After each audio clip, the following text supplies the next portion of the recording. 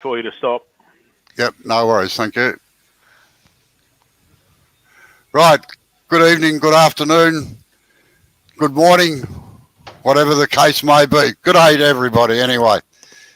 I'll just change cameras for a second. Not that one. Not that one. Not that one. Oh, where are you going to?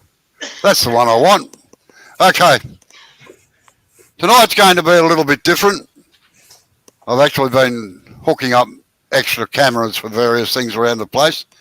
Now, I had a complaint last week from a certain Scottishman living in Ireland that my workshop was a hell of a mess and I should do something about it. So, for you, Brian, look, Brian, I have a brush. Oh, look at that. He's got a brush. Great. Well done, Robo. Not only that, Did you use the damn thing? please simmer down a bit. There's a vacuum cleaner there too, you know. Oh, jeez. And Who's feeding that picture in? and you have a look at there's floor space there. Look at that. Okay. So you should be happy, you miserable old bugger. Immaculate Robo. Well done, mate. Yay. I reckon you let it go.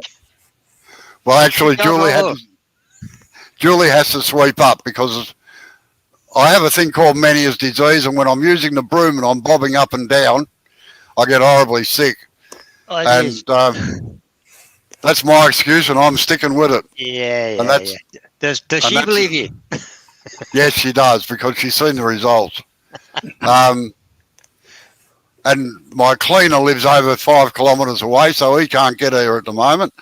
So all's in a bit of a strife. So there we go. Right. Now, tonight's going to be a little bit different. There's going to be a lot of techo stuff and the naming of things and this and that.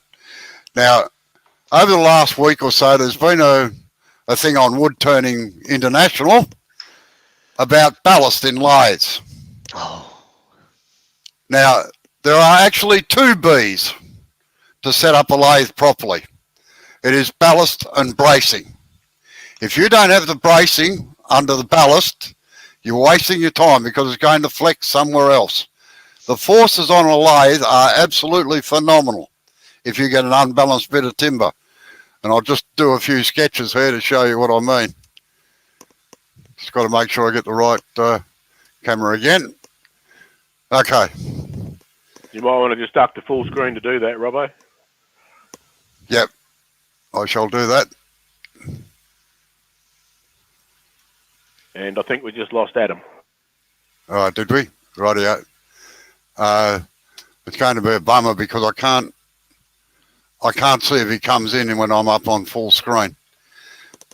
Right. As long as he messages that he's back in backstage, I can let you know. Yeah, no worries. That'll be good. Okay, now, here is our headstock here.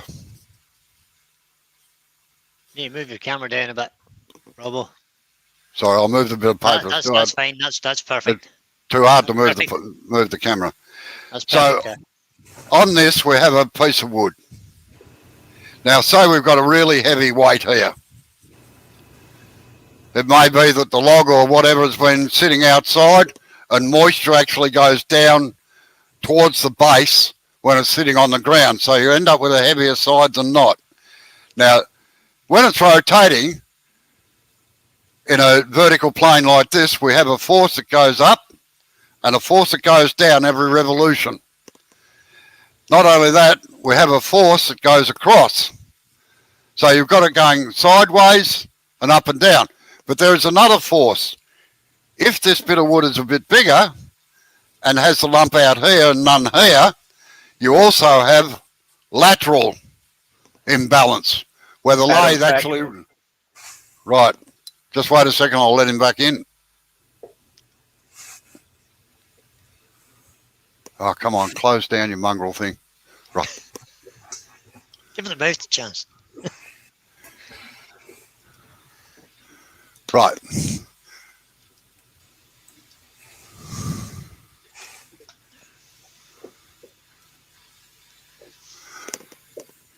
And if you've got another one there as well, it's also trying to go this way as well. So there's a heck of a lot of force. If you can imagine that that's a wheel out of balance on a car, and anybody that's driven a car with a wheel out of balance knows the effect. It just shakes hell out of the whole car. Now, if you only fit ballast at the top of a lathe, this is our lathe here, so we've got our legs down there, and you only fit ballast up in here, if these legs aren't braced properly, it's going to go backwards and forwards on those and just rock backwards and forwards. And in one case, I've actually seen legs break because of that fact, and they broke right there, just underneath where the ballast was fitted. Now, I'll just grab my camera for a second. I'll do a bit of a sweep around the place. I'll change cameras again. Sorry, I haven't got Stream Deck or anything.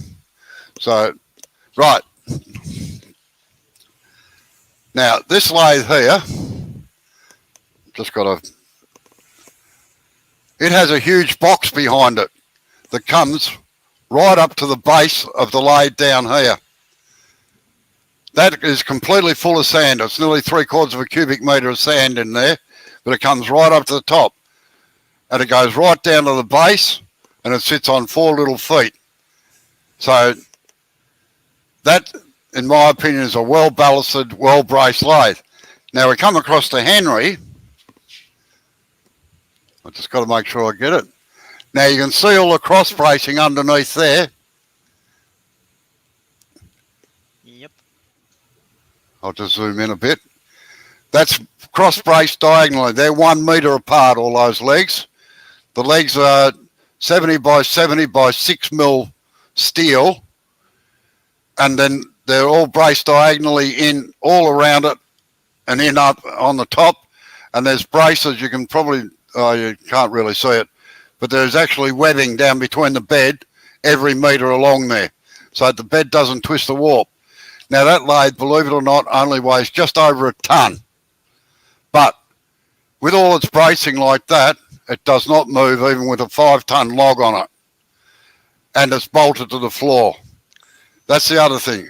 A lot of lathes have to be bolted to the floor. Otherwise, they don't work properly and it distorts the bed. Like, just zoom it back out again. Oops, not there, you fool. Like this one here, it's solid cast iron, as you can see, all the way along. It weighs 5.5 tonne just by itself, the whole lathe. And it must be bolted to the floor and grouted in.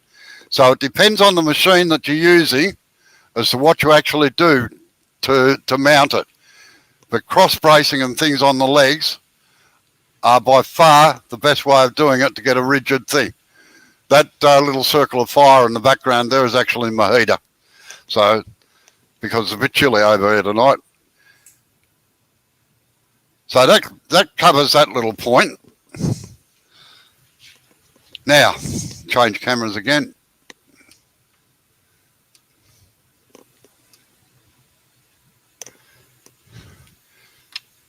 Gouges. A traditional spindle gouge was forged and it's shaped like that. Now on spindle gouges, sorry, I'll move it out a bit. Spindle gouges are measured from there to there. So I'll just get one. Now these are the traditional gouges, just a U shape like that. They're generally a little bit thicker down the bottom than they are up the sides because of the way they're hammered into shape. Now they're measured right across. This is a 3/4 inch gouge or 20 mil. Right across the whole width of it. This one is a 1/2 inch one, which is 12 mil. That's my favourite one. Round gouges, like this one, are measured on the bar size. So this is a half-inch bowl gouge, half-inch spindle gouge at least. Just over 12 mil, 12.4, which is half an inch. Now, the difference in the gouges, we're not doing bowl turning tonight, but now, in the English measuring system, a bowl turning gouge is measured from one side of the flute here, and I'll just draw it out so you can see it easier. So you've got a round circle like so, and then you've got your flute down here. Now, bowl gouges, for some reason on the English system, are measured from there to there. So it's measured from one side of the flute to the outside edge. And this, in my opinion, is one of the things that the Yanks did get right, in that they just class that as they just measure the bar size, which makes it much easier. Like this is a half-inch bowl turning gouge on the English system. It's a 5/8 bar in the American system. This one is a 3/8 bowl gouge on the English system, but a half-inch in American system. And that's where a lot of people get confused, particularly new people, because they're not quite sure what size they're looking for. So, all right, now, then, to really confuse matters, the manufacturers decided to start calling them all different names. Now, this is a Continental Gouge. As you can see, it is almost like a roughing out gouge. And it's an even thickness all the way around it. And it's a very, very thin gouge. My opinion is these are mongrels to use. They get caught up on these wings here. So,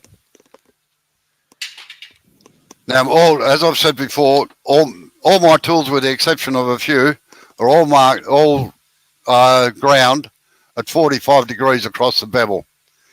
Now, the reason I like the traditional type gouge, I'll get the bigger one. I'll get the really big one. Right, is that you can get an even bevel all the way around that curve. Whereas with a round one, it always tapers off on this edge where it comes up and meets the round bar. And it makes it hard to use the whole gouge on odd occasions. Like this one here, for instance, I can actually turn right out there if I keep the cutting edge down on the lined up with the tool rest. So you've got all that to work with. Whereas with a normal round gouge like this one, the new ones, you can only work virtually just up near the front of it. Now that leads me to another thing of sharpening them. If you sharpen them right back like this is not a detail gouge. All it is a swept back grind on a spindle gouge. And it makes it very difficult to control because, as you can see, there's very little bevel behind the actual cutting edge. It's a minuscule edge and it'll tend to bite. And that's the reason a lot of people have trouble using these on beads and coves to get a nice even curve all the way around them. Right. Now, detail gouges.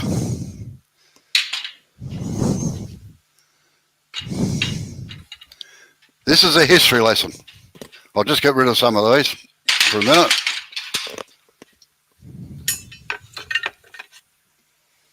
Any questions so far? Nope. No, they're all behaving in the chat, Robbo. Geez, that's not good. I'll do something about that. Benjamin can't be in that.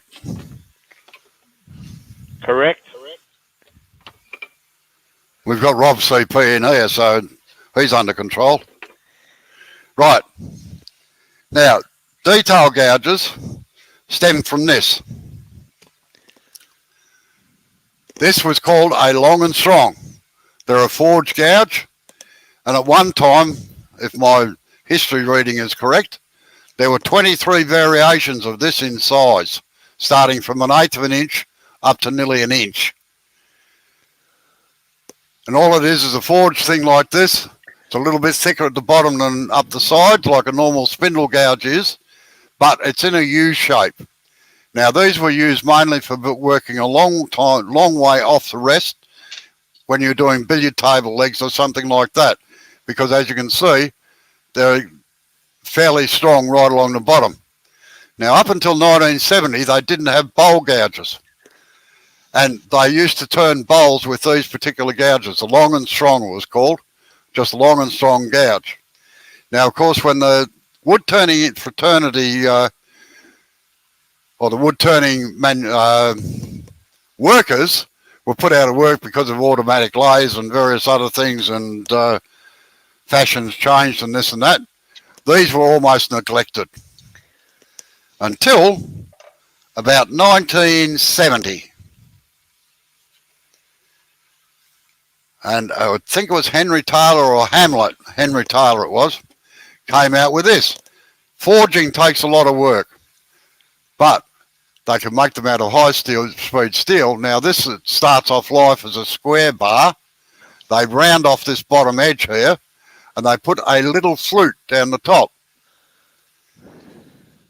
It's a very strong gouge, ideal for working out the thing. The only problem, and I'll get onto that in a minute, is the way this is. You can see how high this cutting edge is above the base of the bevel. I hope that's coming up on the camera clearly, Yep. is it? Yep. Right. Now, of course, in later times, they got more cunning. They got a round bar like this one, and then just put a groove down the top. Much easier to machine than having to round over a square bar and all of that. So this is what is now called a detail gouge. This one here, the square one, was called a long and strong detail gouge. And that's where the confusion comes in. A lot of people think just because they put a swept back grind on a spindle gouge, it becomes a detail gouge, but it's not. This is what is a proper detail gouge. Now the only problem is that they got the dynamics of the tool wrong. I'll get those out of the way again.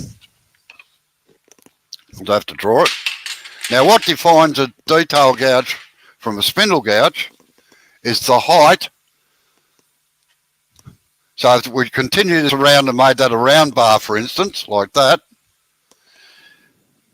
the spindle gouge comes in under the centre line down here. So you've got your centre line through here, and the actual cutting edge is below the centre line. Now the detail gouge is round like that, and here's your centre line here. The cutting edge is well above, or the flute is well above the centre line of the tool. Now what they forgot is that if you imagine this was your forged detail gouge here like this, you were still cutting in the right area, and it was supported on the tool rest, cutting down in here. Whoops, sorry, moved the wrong way. Moving down in here.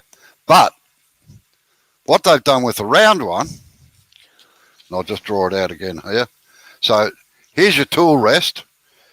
When you're cutting with just the U shape, the cutting edge was supported no matter where you... A bit, Robbo. Oh yeah, sorry. Towards. Right. That's it. So you've got your U-shape long and strong here like this, and if you rotate it sideways like that, the cutting edge is still supported on the tool rest down here. Here's our tool rest here on this one. With a round one,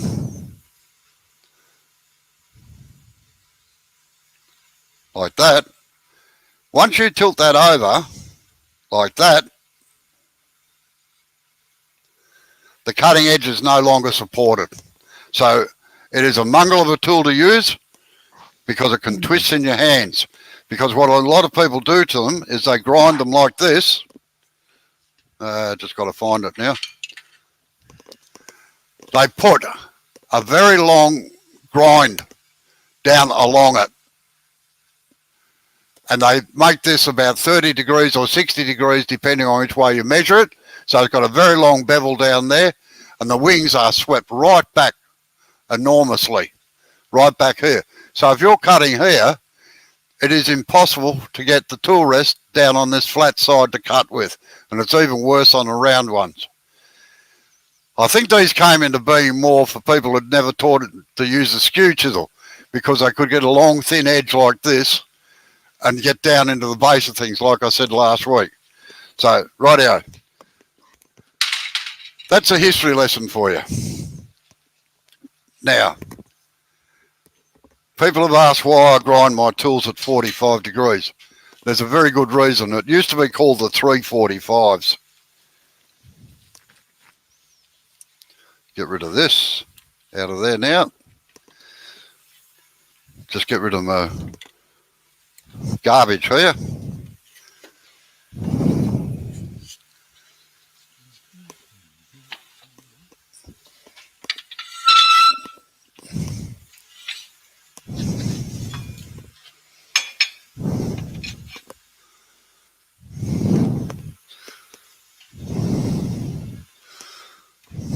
All right, Robbo, we've got a question just come in from Woodwork Learner. Yep. So an Ellsworth grind is not good for beginners, is the question. No, the Ellsworth grind was initially made for shear scraping. Now, I wasn't going to cover bowl turning, but or bowl gouges, but seeing as the question's been asked, I will. A traditional grind on a bowl gouge is virtually straight across. You can actually use a bowl gouge sharpened straight across for a mini roughing out gouge. I know quite a few people that turn miniatures and that use them as a roughing out gouge. They're just ground straight across like a normal roughing out gouge is.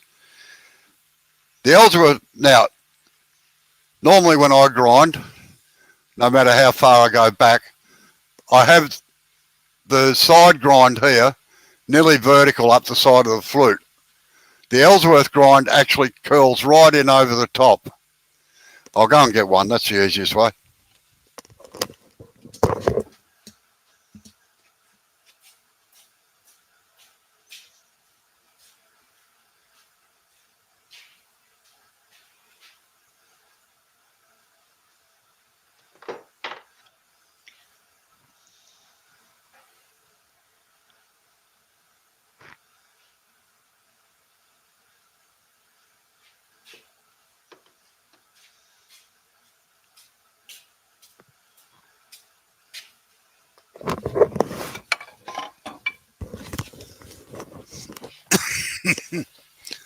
Rightio.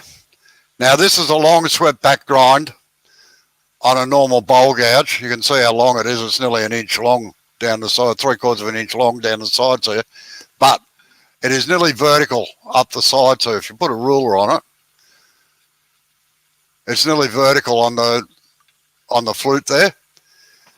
Now an Ellsworth grind, a proper Ellsworth grind, is only 30 degrees on the bevel at the nose here.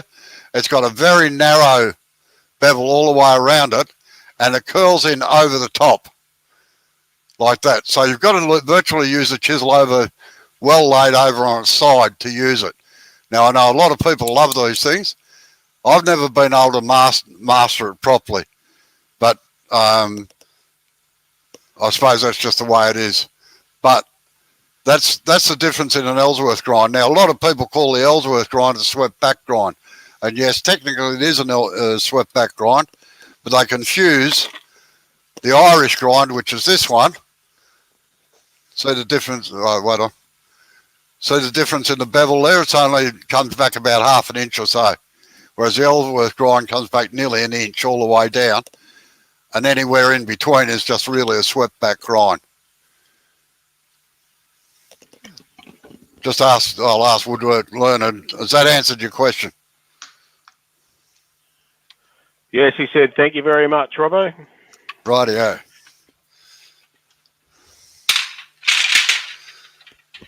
All right. Now we'll get on to the king of chisels, the Skew Chisel. Skew Chisel is unique in that it has a name for everything. Now, I've got an 8-part series with a couple of subsections in it on my web page, on my YouTube channel at least. it's 10 hours long, just on nothing but the skew chisel and the way it works and how it works and everything else. And I'll put that link in at the bottom of this after today. Right. It's one of the few chisels that's got names for all its parts. As I said last week, I call this the short point, the long point. It's also called the heel and the toe. I very rarely use heel or toe for the simple reason that this part on your bevel here, where it meets the shaft, is also called the heel. And when I'm teaching, sometimes I'll say, look, no, use just the heel, and they try and put more pressure on that, and that's not what I mean. Now, these little flat sections down along here are called shoulders.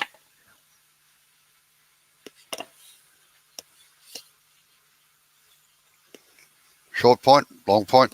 Right. This, of course, is a sharp end, and this is a blunt end. But I must admit, on some of them, it's hard to tell the bloody difference, the way I've seen some of them sharpened. This is the skew angle down here. It can be anywhere from, virtually 0, although it's 0, it's a straight across chisel, anywhere from 0 to 45. But 45 degrees down there is a waste of steel in my opinion. The normal measurement is 30 degrees on that, or I prefer 20. 20 seems to work better for me. So it's just a matter of your own personal thing. Now, this part down along the side here is called the bevel angle. And as I said last week, that is either 1.5 or twice the thickness of the steel of the chisel down here. So if it's 6 mil, it ends up at 9 to 12 millimeters.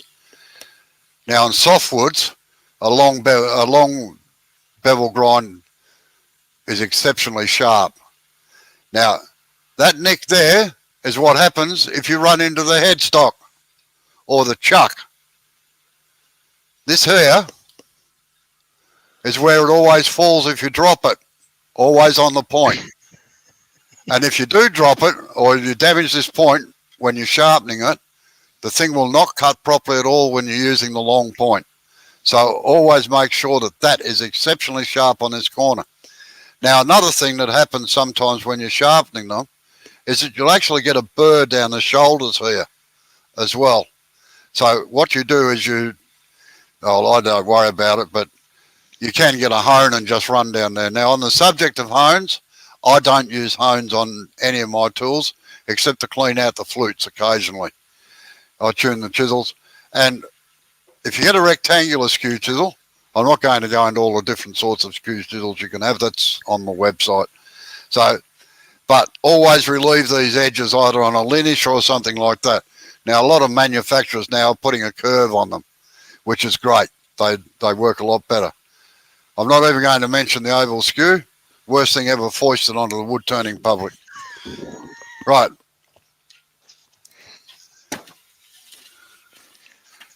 Now, it is also unique in the way that it works. I'm running out of room here to put things.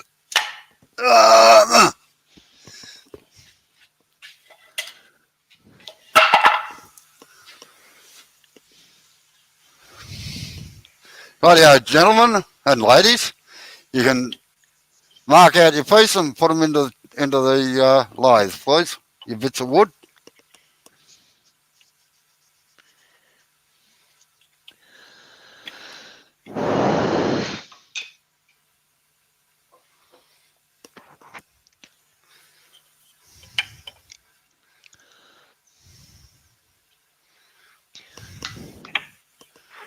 Now remember, put the quill out about 1 inch before you mount it up.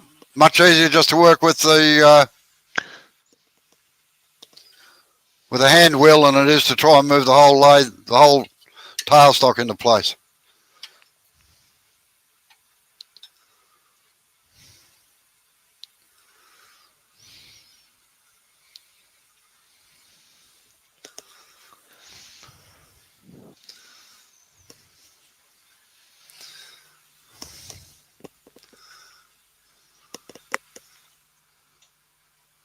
All right, I'm going to put it back so that I can see everybody now. If I can find my mouse cursor.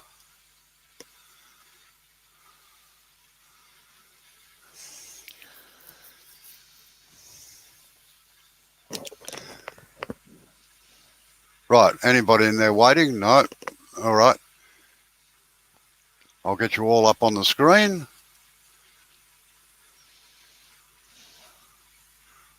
And go to full screen so they can see you all. So Flick's asked a question, Robbo, why is the oval skew bad? Right, just hold on a second. I'm just taking my headphones off for a while.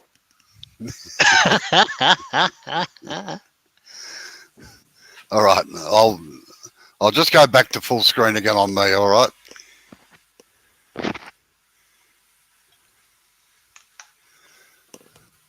The oval skew. Now, this handle here is split because, as I will tell you later, I found a good use for the oval skew. Now, the first thing is they're a mongrel to sharpen unless you use a jig because they rock. Now, if you use the Robert Sorby Pro Edge system with the sander, somebody came up with a good idea there. Put blue tack in underneath it so it holds it flat. The biggest problem I have with them is that where you need bevel support behind V-cuts or anything like that, there isn't any on the long points. And it's very short bevel. That's if they're sharpened properly. It's a very short bevel, even on the short point. The other thing is that if you're working a long way out of the rest, they tend to flutter a little bit and you don't get the accurate cut.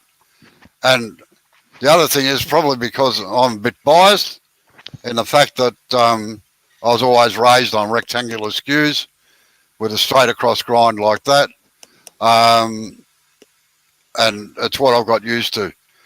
I know that a lot of people like the oval skew. The reason that they were supposedly brought into being was not to con the wood turners, of course, but it moved along the rest much easier. What a load of twaddle.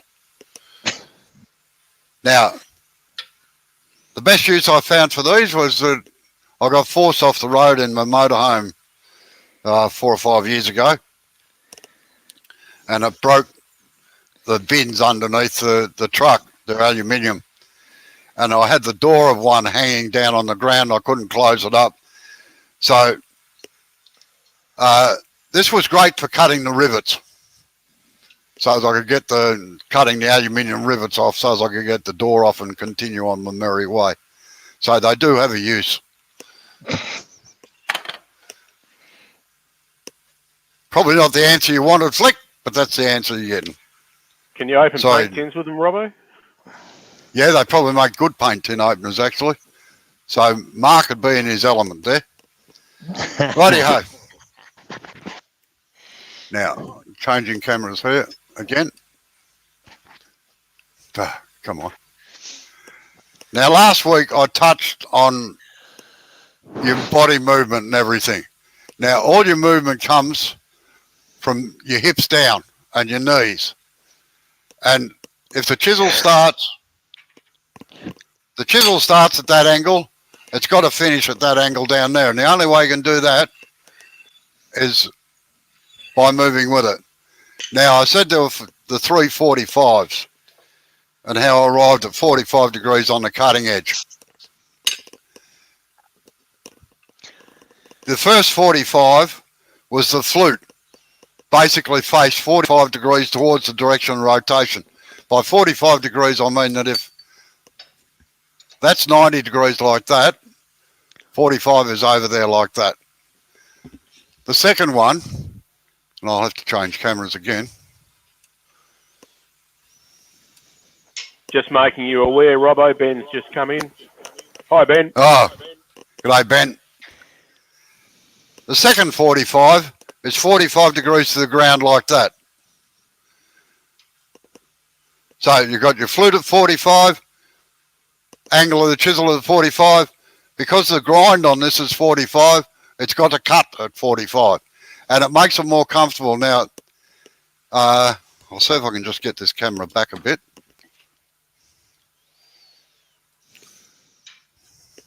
And this is the way wood turners used to be taught years ago, was that when they were holding the chisel, it wasn't here like this. They had their arm cocked up like this. Now, I don't know about you, but my shoulder would be aching in about 10 minutes doing that. So in later times, it's come down there where the chisel sits on your hip and you adjust the rest so that you're actually sitting dead center. I'll just draw that out again too.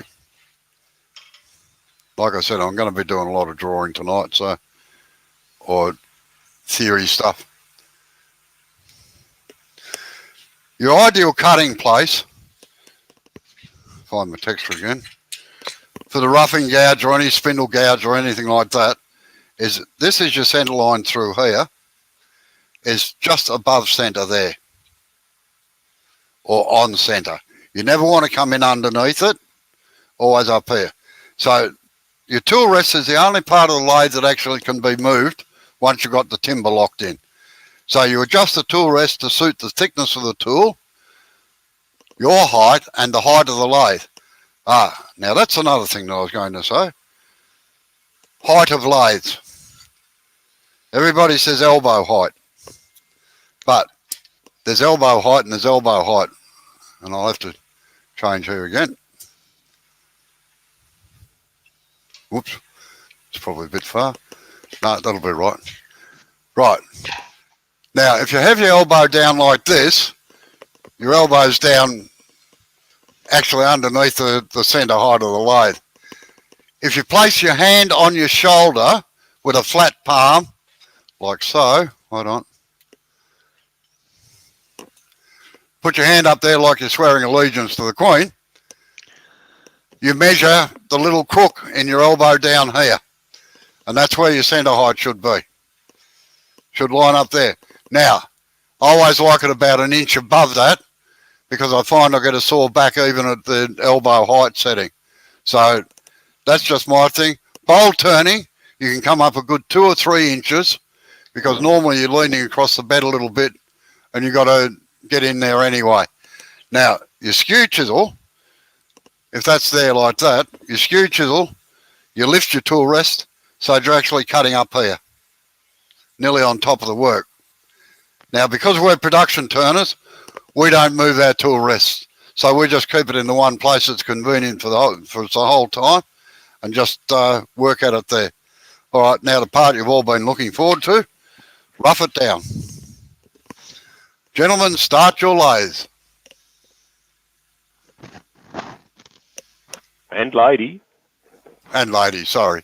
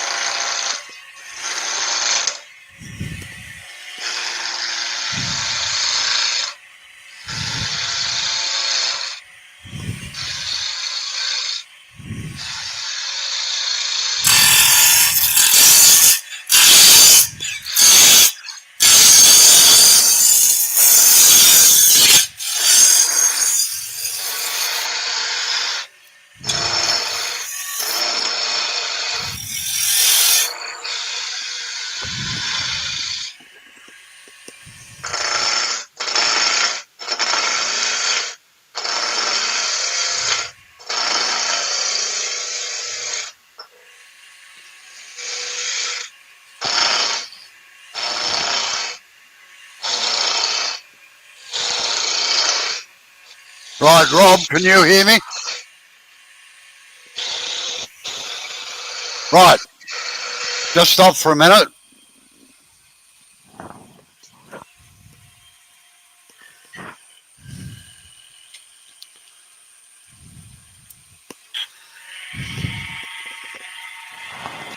Right, just watch the screen for a second, Rob. Yeah. Now, move up as close as you basically can to the lathe. Yeah. Now, at the moment, you're angling the chisel across like... No, wait on. I'll have to change cameras again.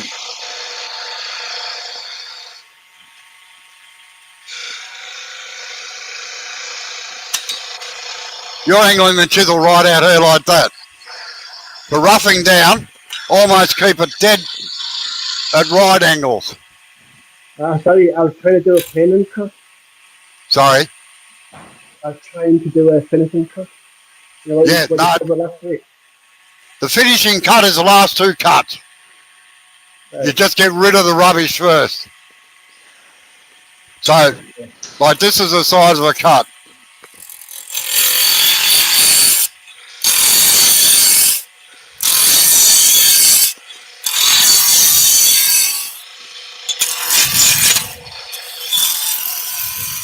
Give that a whirl and see how you go. Okay.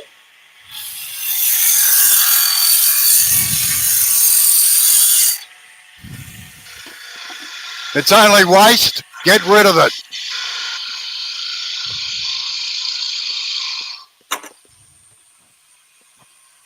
That's better.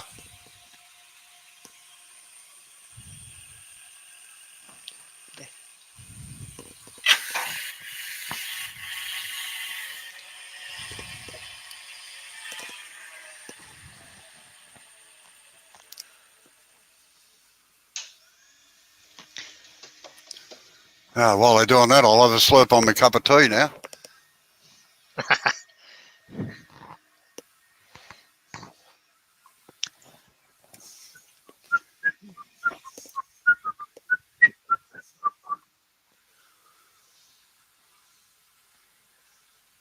Right. Now, Rob, you can do a finishing cut, if you like, with the skew, with the edge of the gouge, all right? And that's when you do turn it around 45 degrees and you're cutting up on this top edge just here, but make sure it's on the tool rest, all right? So it looks like this. You never the flute up.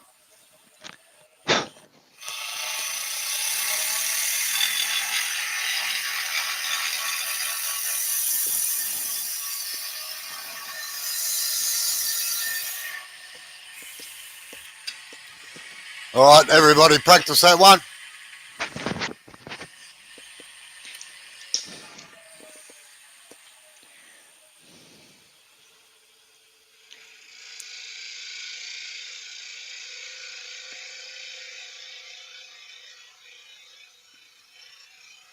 Justin, turn the handle away from you a little bit.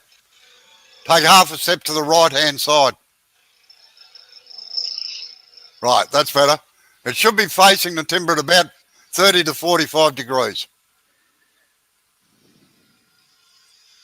That's where one of the 45s comes in. Now, what sort of a finish have we got now, Rob?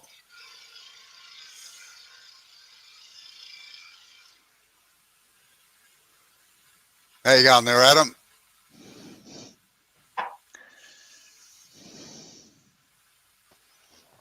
Yeah, I'm good, Robbo. I have to Good. walk from the lathe to get to the mic. That's all right. No worries.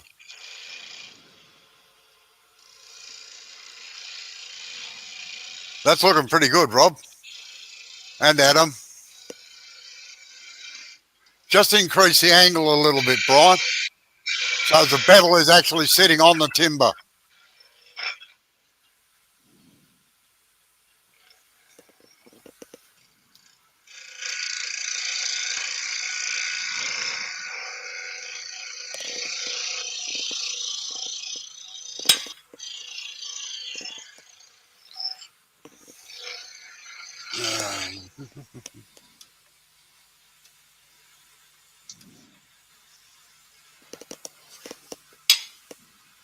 Right.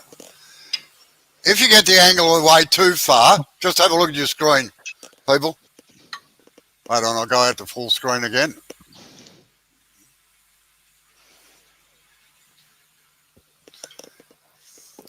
If you get your angle too far around this way, you'll notice that the bevel actually is not even sitting on the work. So it's got to be at least 45 or whatever angle you have sharpened that bevel to for it to be cutting. If you get it up too far, if you close the angle down too much, the bevel is not in contact with the wood and you end up with little ripples like this down it.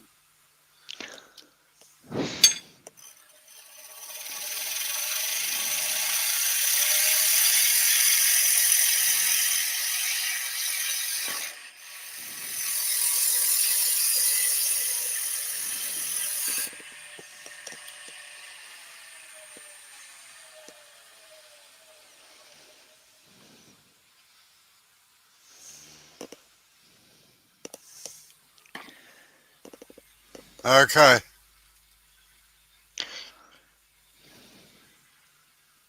Right, we got it all down to round, have we? Yep. Now, just move your tool rest in a little bit and lift it up.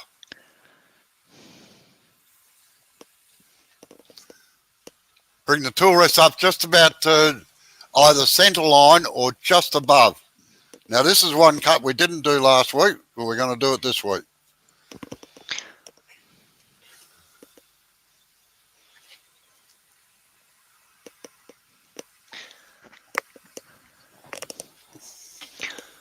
Skew. Now, the skew chisel works best if you draw a 45-degree line across the timber like that and set the chisel on it. That is the angle that it really likes cutting at. You don't worry about where the blade is, just worry about where the cutting edge is.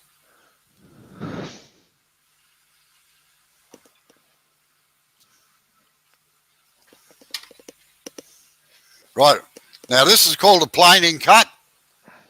It's the wood turner's plane. God, Rob, you're getting a bit techo now, man.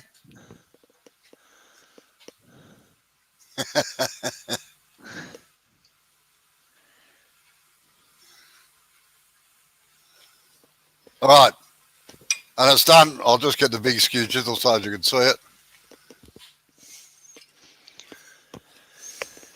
This is just my little one.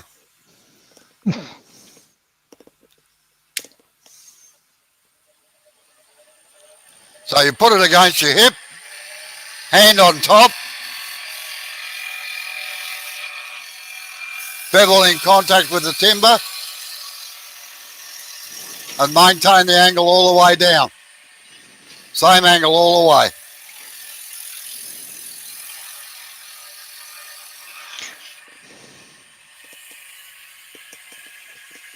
This is where it starts getting important to move your body.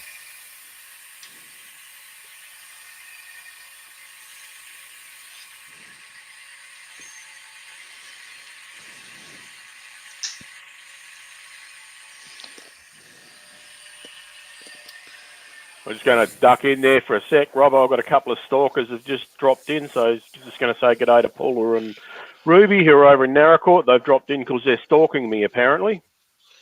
Oh, okay.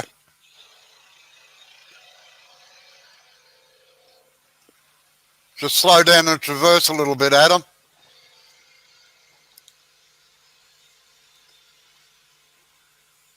That's not bad, Rob. That's good. Justin, I missed seeing you. Sorry.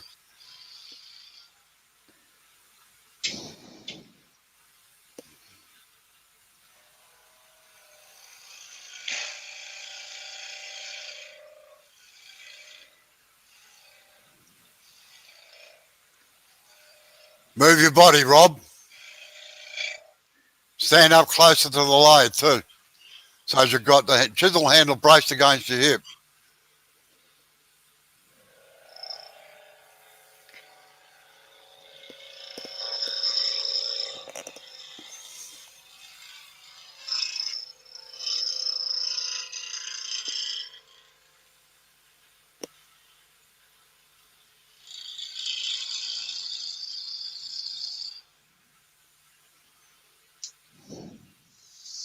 Justin, just cut a little bit further up the cutting edge. Get the short corner out of the way.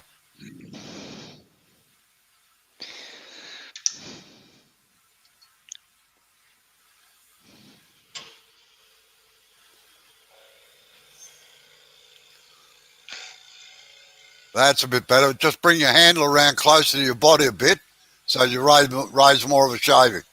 That's better. That's really good, Rob. You're going well, Adam. You're going well, Brian. Amber, you're doing pretty well too, but you're swinging your hands, you're not your body. Swing your body, move your body with it. Slide your body.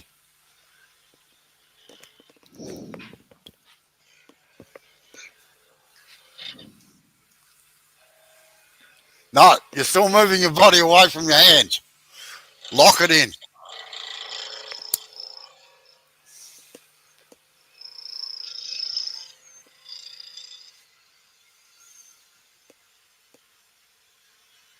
Geez, that was quick, Sid. That was quick. I thought you were nicking out. Hey? I thought you were nicking out for a while. No, they've dropped into the chat. Oh, right. I see. Sorry. I thought they'd arrived at your house. No, they just come in anyway. Right. Okay. How's the finish going on those pieces? Yours is Could looking polish pretty good, Amber. Nice shiny little surface. Yep, could polish it nearly. Yeah, that's very good, Rob. Yeah, you should be able to start with about 320 grit paper. Yep. Low cut was all right, Amber. That's good. Adam, you're going well too, by the look of it. And Justin's going well. Rightio. All right. So we've got a question, Robbo. Yep. Rex V's asked, how do you know which skew is best to start with? So many widths and ways to sharpen. A 1-inch skew is sharpened the traditional way. After that, you're going to start playing with round skew chisels, which are a waste of time as well. And any other sort you want to play with.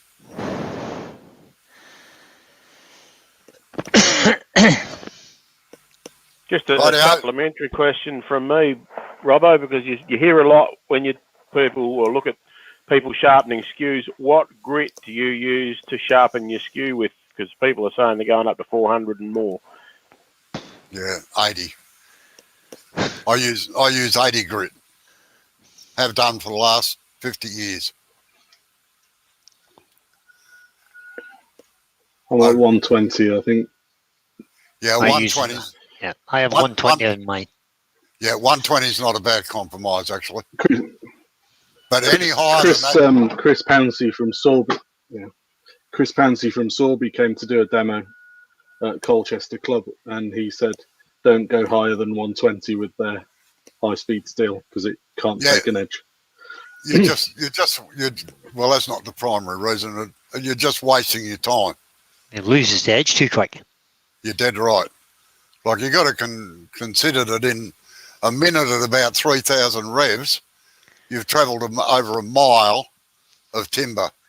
And anything's going to, if you get a too finer edge on it, it actually, many years ago, we actually did a whole sharpening thing using various grits and everything. And we sharpened one up, believe it or not, to 4,000 grit on a Tormac wheel.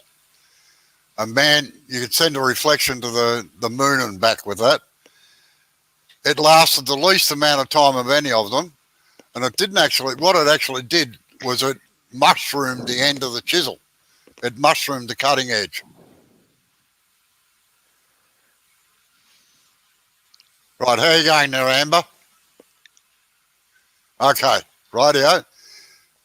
Right, second verse, same as the first last week. Put 3/4 inch marks down it. Remember, trail the pencil when you're marking it out.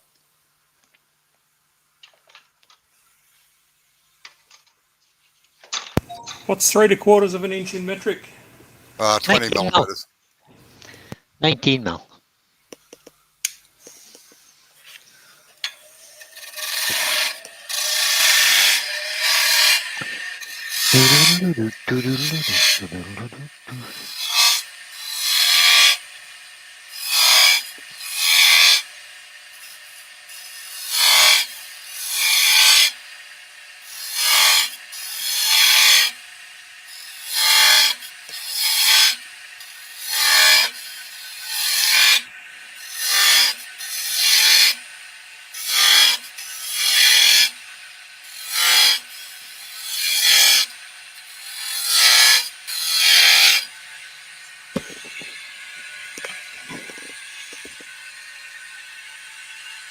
Now, use a pencil if you got it rather than a texture colour.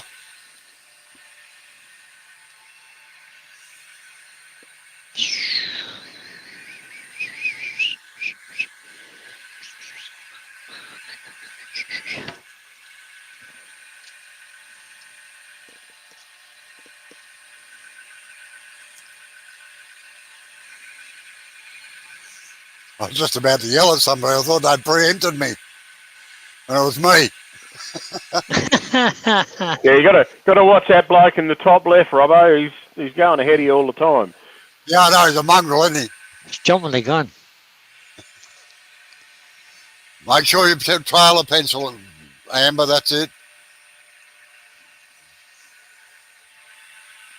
Now, if you're going to turn it that way,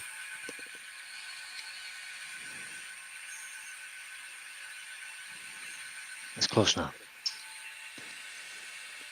rightio, do your series of V cuts down there. She said she's just keeping you on your toes, Robbo.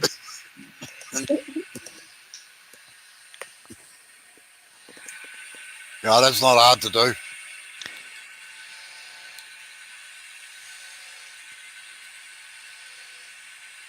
God, I've just thrown a piece of chalk at Justin.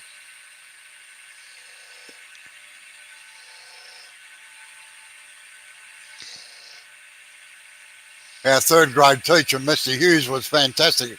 He could hit anybody at the back of the classroom with a piece of chalk. Or the duster if he had to have that in his hand.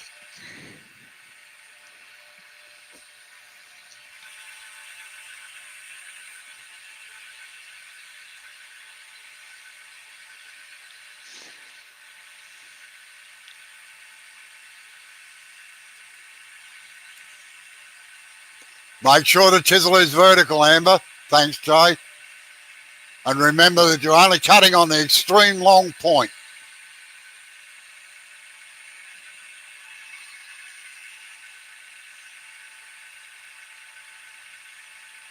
And to widen it out, you just move the chisel a little bit to the side and push it straight in. That's it. Now, that was a perfect cut, Rob. When you're getting ringlets like that out, that is a perfect cut.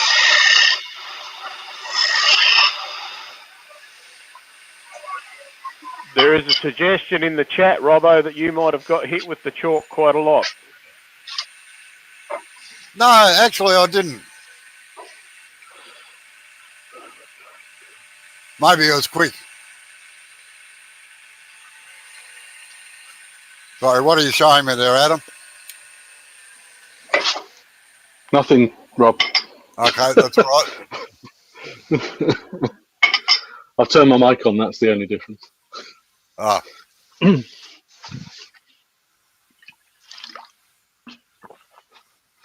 That's good, Justin. If you get ringlets off, it's almost a perfect cut, like that.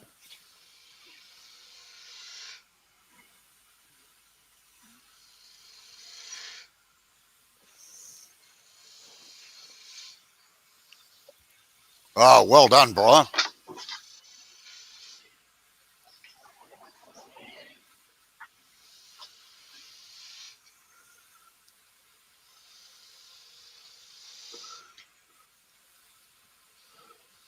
Robbo, can you hear Yes, me? Rob. How deep do I go?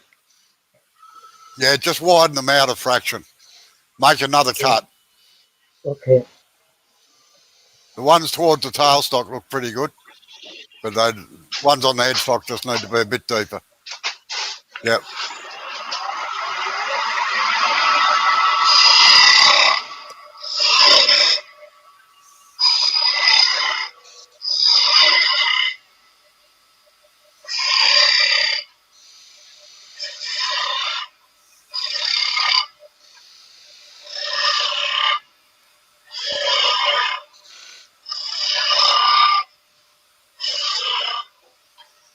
That's it.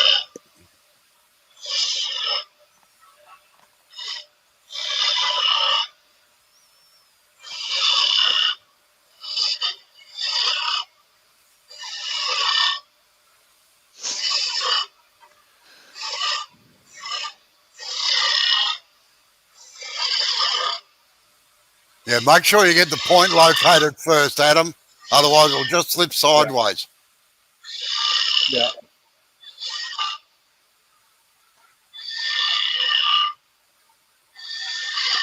Yep. Rightio. How you going there, Amber? Right. Yeah, that's what you're looking for, Brian. That's it.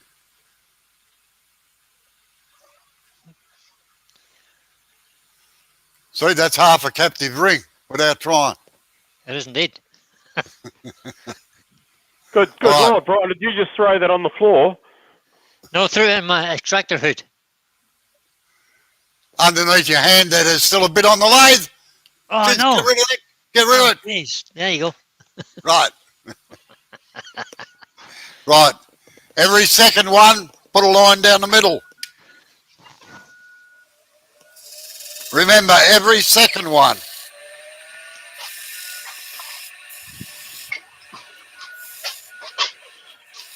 Shit, that's not close.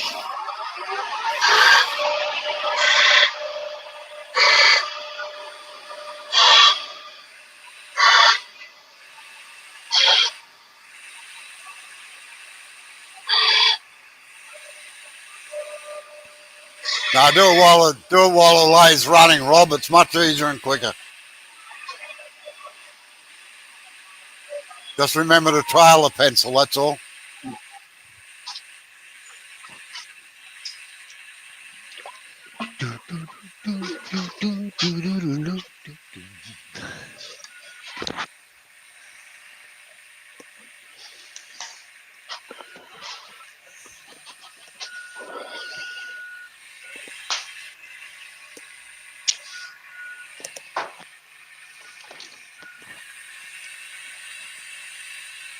Now, you're going to have a little bit of trouble near that knot, Adam, so just be aware of it, all right? Yep.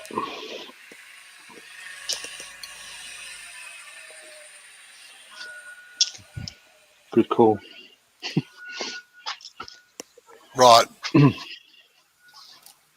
Now, on those that we've marked, we're going to make them into beads, all right? Now I'll see who's been practicing and who hasn't. Oh, no. So if you like, you can put a mark a third of the way out, just to give you a bit of a guide, if you really want to. That's why Brian was doing the late homework just before we started, Robbo. That wasn't Yeah, I homework. know. That was preparation. Which one do you want the bead on, Robbo?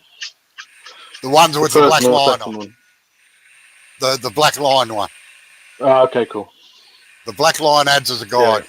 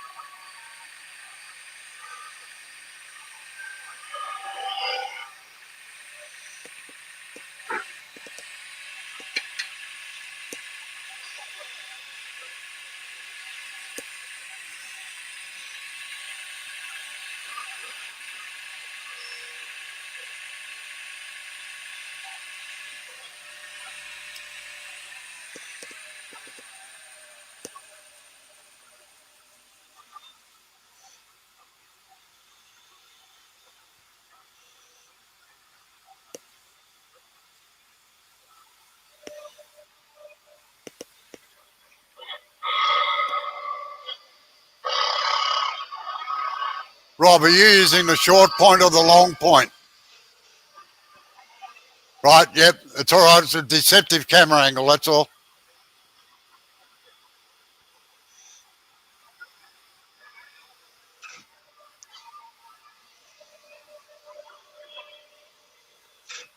Oh, twice. You're nearly there, Rob. That's excellent, actually. That's it. Get the twist into it, but not too fast. Lift your handle a little bit to get that ring out of there. That's it. Leave it alone. You can always clean them up afterwards. That's like that.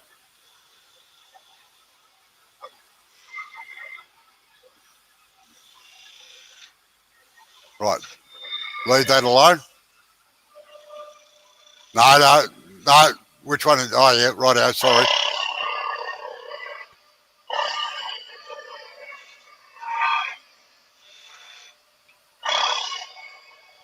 Right.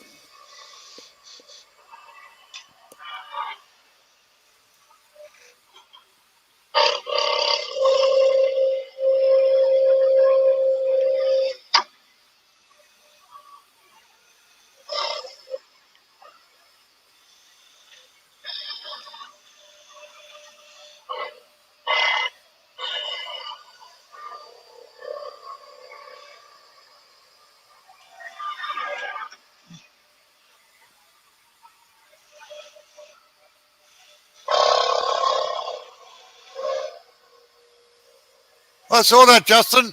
So did everybody else because you're on full screen.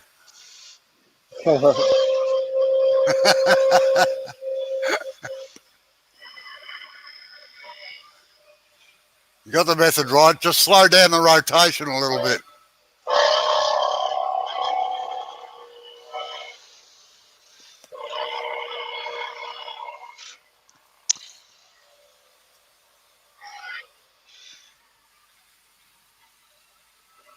Oh, they're looking pretty good, Adam. Oh, I take it you just had a catch, did you, Brian? I did. I can't. I'm going through you one by one at the moment.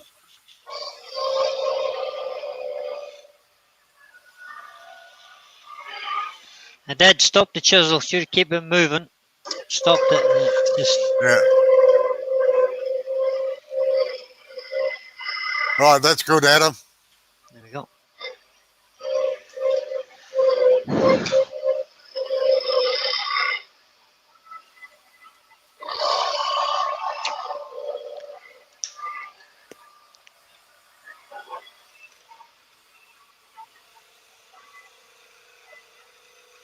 No pressure when you're live, is there?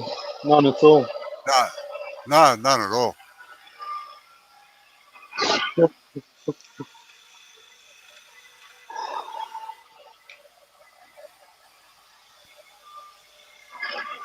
How am mine looking, Robbo? A bit wrinkly, mate. Just normal then. I asked for that. Did it? Oh, look at that.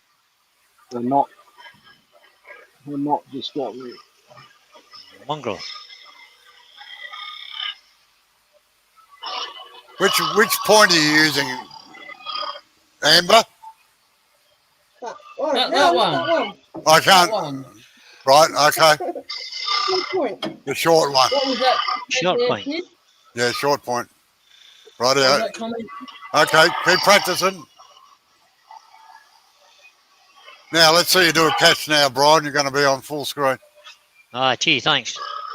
Right. It's almost guaranteed now, isn't it? My pleasure. Cheers, mate.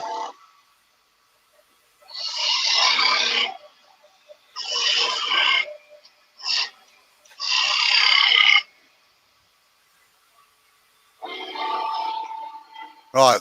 That's pretty good, Brian. You're going fairly well. All you need now is practice for doing that. Yeah, mate, yeah. Lots of it.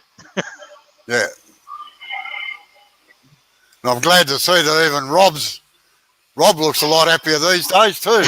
He does too, right now. Must have been doing some practice during the week, I think. It's thanks to you, Robbo. I put a tennis ball in the tennis ball. Put a tennis ball in. And, Oh, yeah. That poor old ball's looking a bit bald, mate. well, He's shaving that tennis ball again, has he? Yeah. Looks like the dog's had it for a while. I just need to work on the face. All right. I'm not getting sorry. It's counting the spirals now. One. There's a spiral on there. All right, I'm done. Now, if you do have a catch, just hold on a second. Yeah, 1, 2, 3. Oh, yep. They're a good grouping.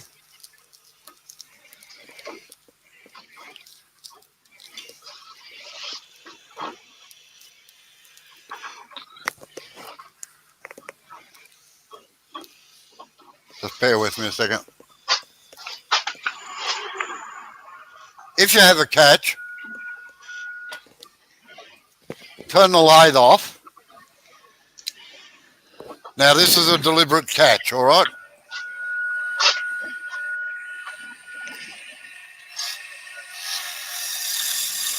Ah, come on. Can't get one. Right. Turn the lathe off. Put the chisel in where the catch started, back here. And you can see why. You do a post-mortem on it. And you can see why you had a catch. And you had a catch here because the bevel lifted off. With the skew chisel, bevel is absolute king. You cannot get away from it. You take that bevel off the work and you're going to have a catch. There's nothing surer. Right, now. So, Mark. Robbo, Ben's come in with a question. I can't actually remember whether he did it last week, but he's asked why you don't use the long point for beads. Well, you can, but I'll just zoom it down a bit if I can.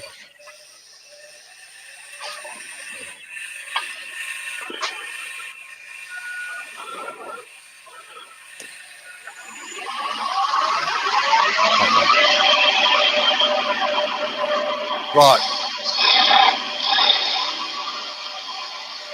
Rightio. Now, this is the reason that you don't normally use a long point. So you've got full vision, Adam. You might need full screen, Robbo. Yeah.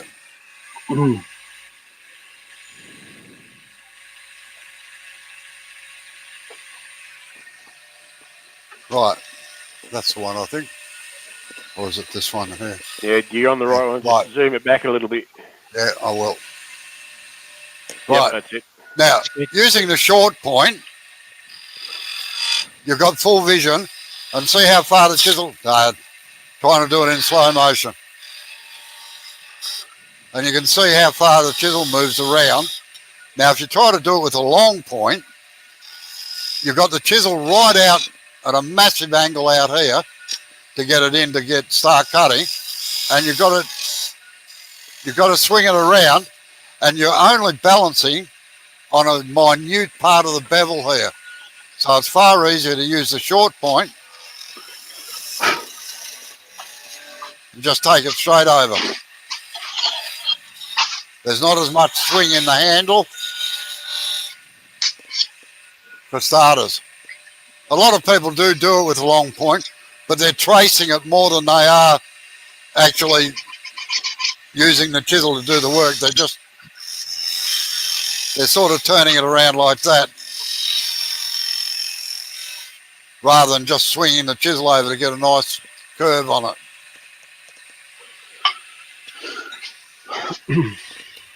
Okay. Yep, gave you a thumbs up for that, Robbo. Thank you. No worries. Now,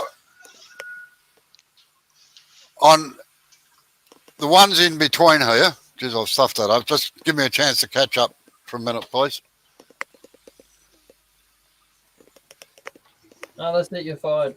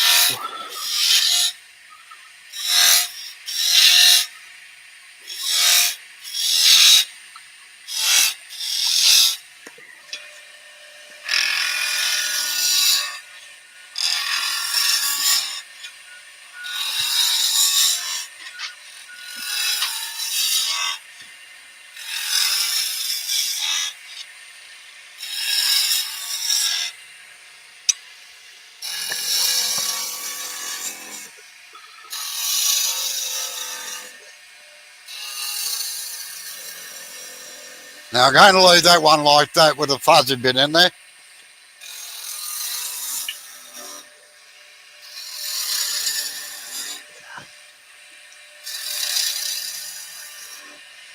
Now if you do get a fuzzy bit like this, it's only a matter of using the long point and just coming down the side, line the bevel up with the thing and just trim it off to get a nice sharp incursion in there, all right? Right. Now that's what you should have at the moment. Just go back a bit. Now, where's my pencil pissed off to? Where are you? Right, it's gone. Here it is, right. Typical workshop pencil. Yeah. Now, every second, so mark every second one of those. The ones that are flat.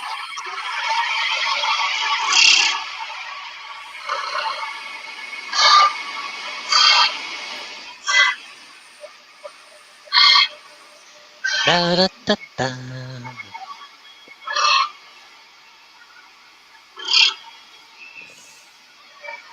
Now, get your spindle gouge. Gouge.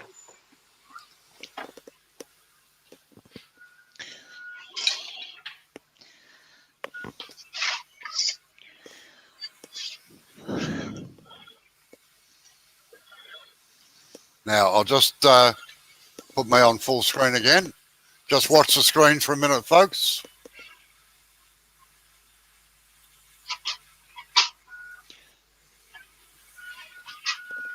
Now, the ones you've marked, you're going to do a bead on them with the spindle gouge. Now, it starts off flat on its back, like that, and you rotate it, lift and turn at the same time, and it should end up vertical with the cutting edge down in the little gap down in here. So it looks like this.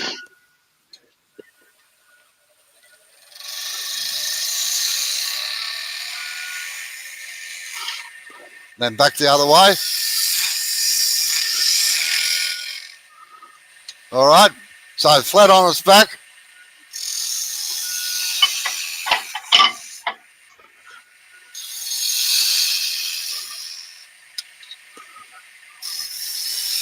And leave the black line on so that you've got a little flat section at the top.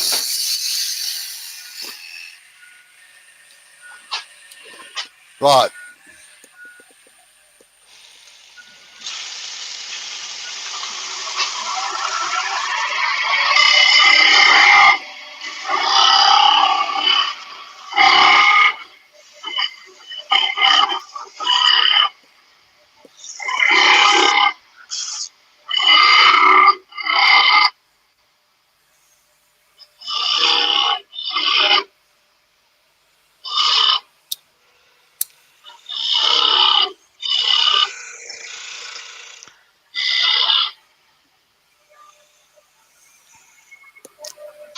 Just swing the handle around a little bit, Brian.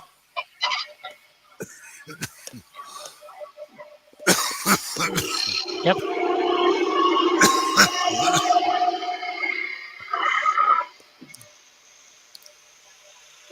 Same with you, Rob. Just swing the handle around a bit.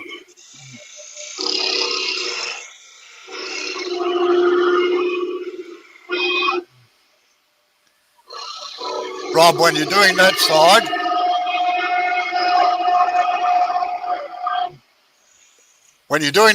Rob, the handle comes, if you're doing the left-hand side, the handle comes in towards you.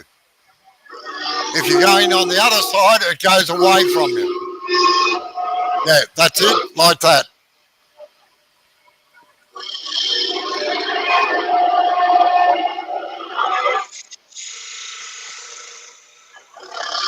Hello. Justin having trouble, Sid. Is Justin having trouble? Sorry, I can't, you're muted. Sorry, he hasn't said anything yet that I've seen. He looks like he's turned his off. Yeah, all right. Right, that's good, Rob. Okay, don't do the end. No, don't do those yet. Don't do them yet. Don't do them.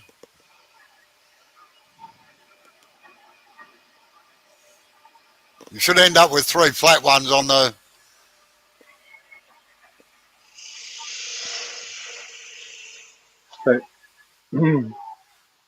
Everybody marked them all out.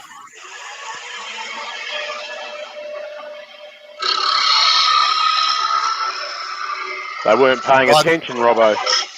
No. That's very good, Rob.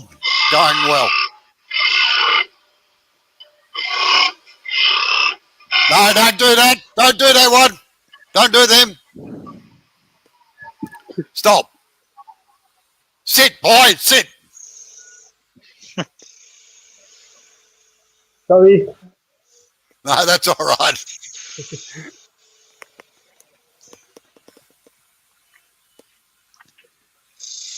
Now, how are you going up there, Amber?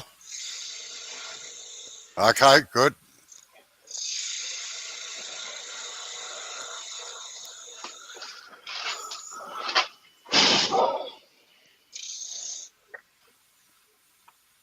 Yeah. They're looking pretty good, Brian. They're not very even. No, that's all right. That comes with practice.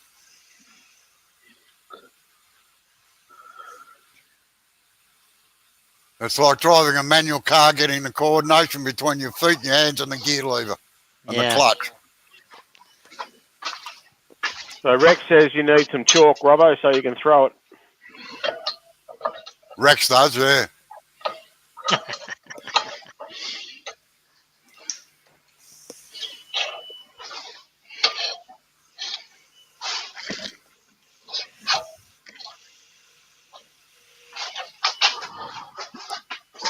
Now, see that fuzzy bit at the bottom of the first one you put your finger into, Rob? That's where you use the long point of the skew chisel to clean up in between. All right? But you've got to make sure that you follow the curve down with the long point of the skew chisel. Can I do that now? Yeah, do it now while you're there.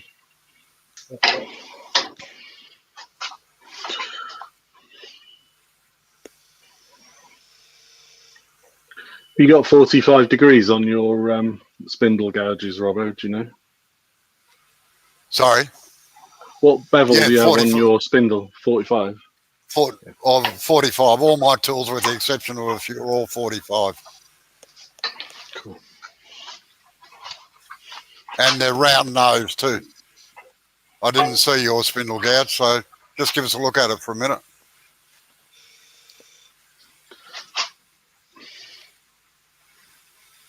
Yeah, just hold it still. The camera moves a bit. Oh, sorry. Now, turn it around so they can see the flute. No, toward you. Other way. So they can see the flute. Yeah, that's not a bad shape. Now, it's called a thumbnail grind. You weren't there last week. And what it does is match the bottom of the little pink bit and the bottom of your thumb there. It's called a lunula. Okay. And that gives the best cut. Right, I'll just wait until Rob's finished there. And Amber. Light's terrible.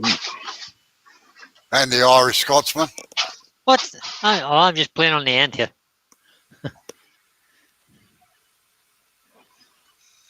Yeah, no, that's good. Now, as far back as I've been able to read, which is about 120 years ago, that was a traditional grind on all gouges. For the simple reason it works. If you get... Now, have you still retained your pointy ones, Brian and Rob? Yeah, I've still got a pointy one, yeah. Yeah, you got one, Rob? I've got one on the other end, look. Yeah, well, just get the pointy one out now.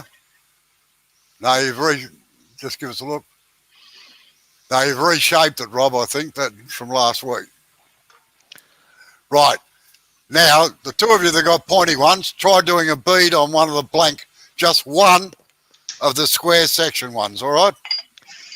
Try doing a bead with that. Cool.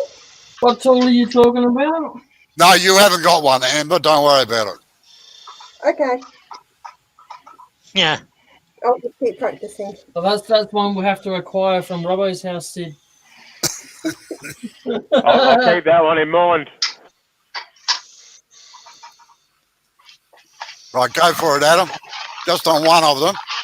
Use Oh, your pointed you want one me? to try it. You Yeah, want yeah. me to fail? All right, yeah, cool. Here we go. Right.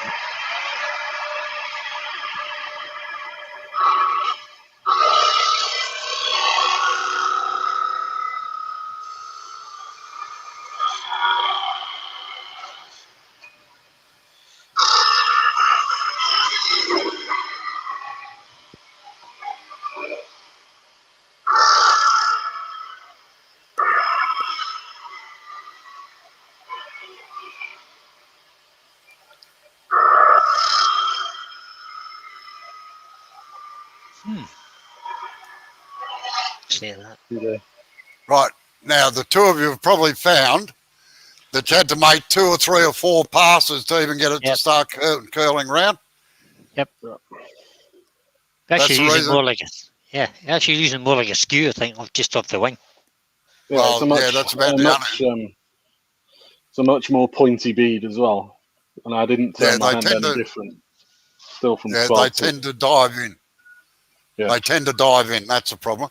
Right. Put your thumbnail grind ones back in again if you change hands.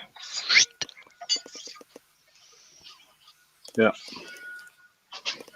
Right. Now, we're going to do a cove next on the flat section ones, all right? Now, a cove, I'll zoom in a bit and go full screen.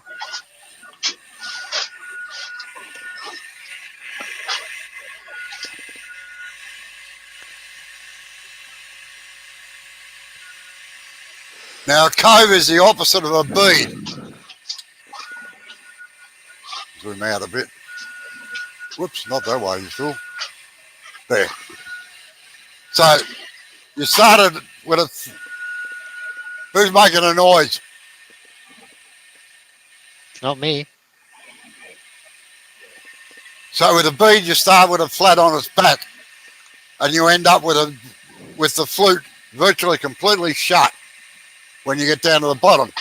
Now, a cove is exactly the opposite.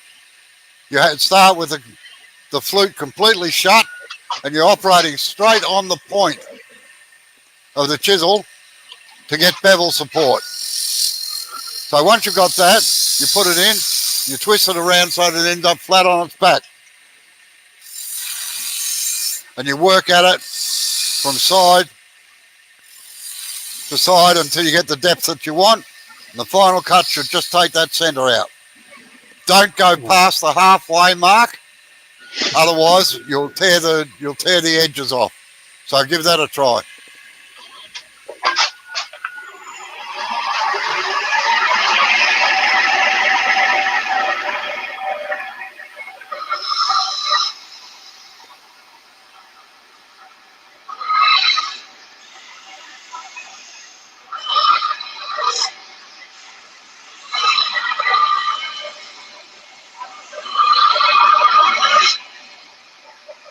Now give it a twist, Rob, as you're going in. That's better. Now you're using your...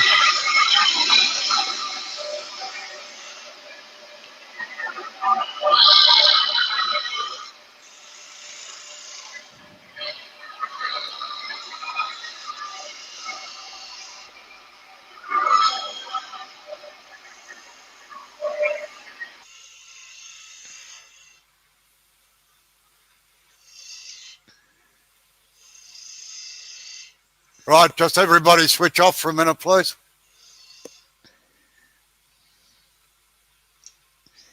That's just not. Now, Rob, I'll just go back up onto solo again. Yeah. what you're doing is this. You're coming in, you got the entry right, but you keep cutting down and down and down instead of flattening it off. So just take little bites at it. You're not trying to cut it in half. That's what parting tools are for. I see.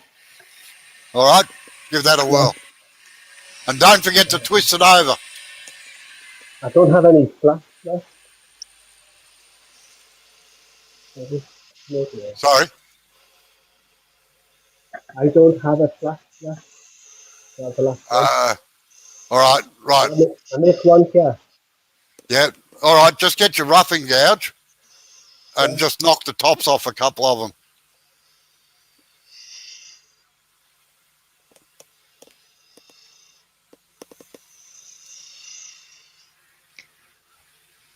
Now that's sneaky, Justin. I can't see what you're doing because the light's so bright.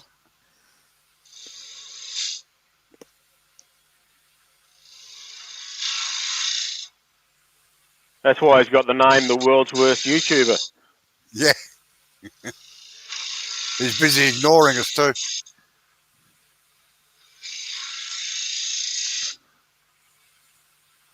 That's it, Rob. Fantastic. You're starting to get a bit better at using that now for knocking things off.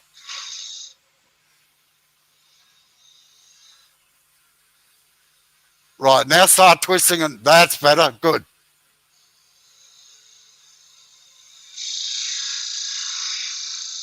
Now make sure you go towards the centre line. That's it. Oh, Right, good. How you going there, Brian? Looking pretty good, actually. all right. I just it's just getting a little bit just finished on the bottom. Is that? Yeah. You just got to watch out you don't hit the upside. Yeah. Keeping it cutting downhill. Yep.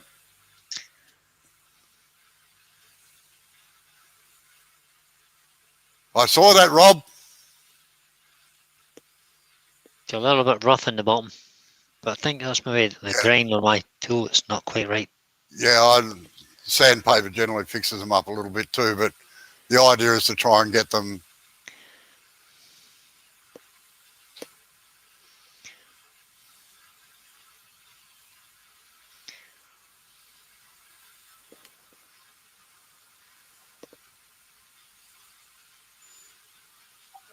Are we finishing the last flat, Robbo? Cool. Yep, you can do that. Yeah. Okay.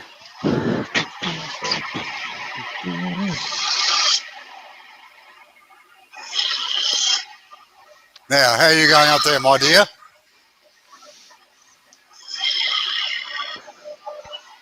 I'm not talking to Jay, I'm talking to the better looking one. She's just getting a little bit frustrated with herself and then letting the frustration getting the better of her on the tools, that's all. Oh, yeah. She had it right the first couple of times and then started cutting the opposite way that the flue was going, and then she just got too frustrated, so Yeah. we'll get there. Take your time, Amber. Yeah. Yeah, that's what I say. Slow down on the cutting and stuff, but it sometimes it just gets to her, you know? All I right. guess there's all sometimes. Do not worry, I can remember the frustration. No comment. Yeah, I know, I didn't say nothing either. I think we've all just put the tools down and walked away at some point. Yeah, well, as somebody put in Facebook the other day, these new phones are no good. You can't slam the receiver down like you could when you hung up on somebody, you know? And Yep. I thought to myself, yeah, there's been a few chisels bounce off the ground or the wall, I tell you. Stabbed in the roof or something. Like, Yeah, here you go. I've managed to restrain myself from throwing chisels so far. Yeah. Well, I'm just thinking so back far. to when I first started watching Robbo teaching Jay. No, it's still me throwing the chisels. Robbo Yeah, went through the most amount of Valium in those couple of months. Jay only had one chisel, so he couldn't throw it. You have to sharpen it too long. Yeah, I got one. I got a good example for that. Hey, Okay, More practice. now look at this that. is leveled. This is leveled straight at Adam. All right. Hello. Yep. I was watching you do something the other day, and you Oh, were dear. doing a cove. It was like this. Oh, I'll do it in here. Can't see it, Robbo. Can't see it, Robbo. Ah, sorry. You need Bring to- your screen up, buddy. Well, you lot could have let him stay off camera, couldn't you, while he's humiliating yeah, me? yeah, no, I don't. Yeah, no, we couldn't. Absolutely No. not. You watch the replay back and have go at us for not saying anything. Yeah, mate. All right. Yep. Now, you're doing the pedestal on a Yeah. base. They had a shape similar to this, where it came up onto the thing, and you went along here, and then you drag it up here. Yeah, I did. Yeah. Yeah. Yeah. Don't do that. If you're not getting like, wait on, I'll just switch it off a minute. You can have a look at the finish on that, just by dragging it up the thing. Now, it does not matter whether you shear scrape it or not, and I'll just shear scrape it for you just to show you. I'll do half of it.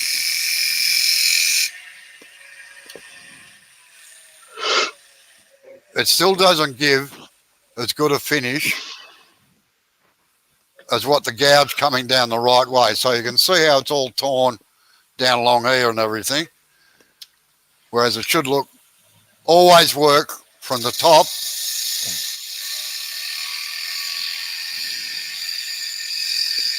down to the bottom. Yeah. I've noticed on a few of your lives that you do that. And I think, why doesn't he just make the cut? Yeah. No, I think I should have switched to a smaller gouge because the space that I was trying to get into. No, actually, it was on about a 3-inch wide. Oh, It was was it? on a 3-inch Yeah. wide thing, yeah. So, but now you've raised a good point there. It is silly to try and do a little bead like a little cove at least, with a big chisel like this. It can be done. Can't see it, Robbo. Ah, shit. Yeah, right on. Right. Yeah, you got that in the camera. Right. That's it now, yeah. Yeah. So if you wanted a little cove in here, for instance, I can do it, but I can do it with a skew chisel as well. But it's the old rule of thumb used to be that you can't do a cove narrower than what the chisel is, all right? So if you want to do big coves, then you, like Justin was just doing before, then you use a bigger chisel. So you get in here like this. But on small coves, you're better off with a small chisel and just... Yeah. You don't follow right through with it. But you've got to stop before the halfway mark. Yeah. All right? So now you can easily do a wide cove with a small chisel, but not the other way around. Yeah. Cool.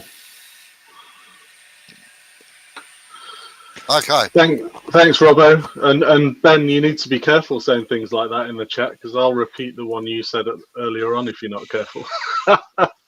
Ben just said I've been sent to the headmaster's office. Nothing bad, but No, as I said earlier on, I'm not sure whether you were there or not. I said, I mean no malice when I'm trying to show something to somebody. There's a dodgy world's worst YouTuber just asked a question in the chat. So what's a good all-rounder size gouge then? Half inch. You'll find that, like, my go-to tools are those two for nearly all my spindle work. Just a 1-inch skew chisel and a 1/2-inch spindle gouge with a standard grind on them. And the added extras, you really don't need a roughing out gouge either, or a spindle roughing out gouge, because you can rough down with a 1/2-inch skew if you want to. It's a bit masochistic and takes a bit of time, but you can do it. And a parting tool is about the only other tool I'd suggest. And I do 99% of all my work with that, with those two.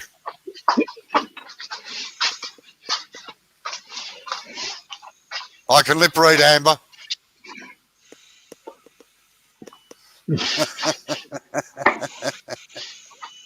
What was that?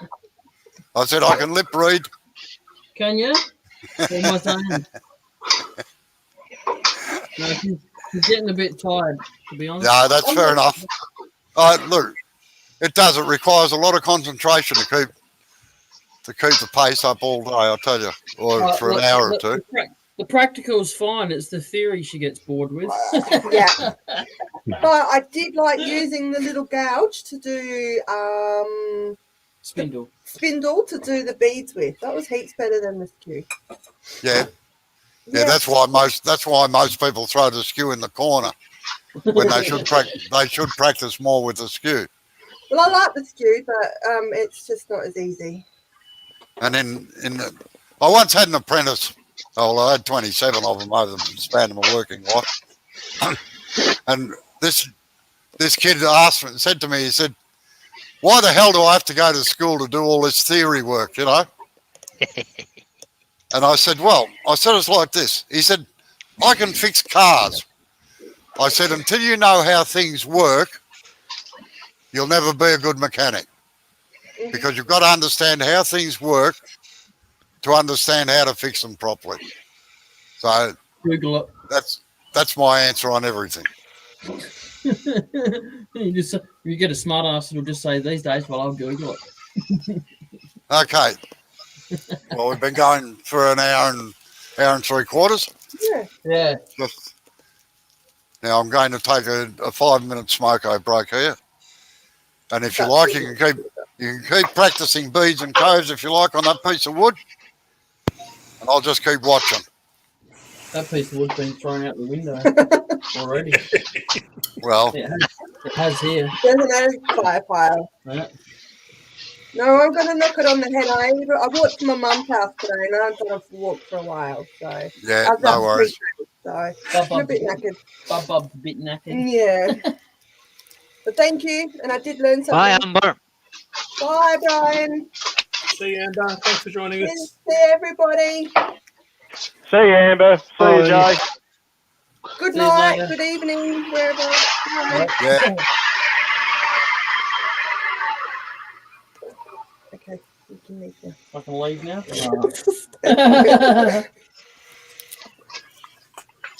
That's how you do it, Rob. Just peel the rubbish off.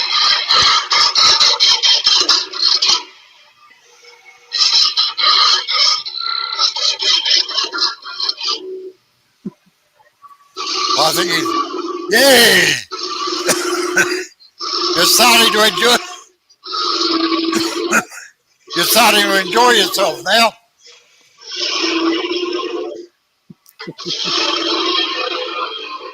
What goes along with it.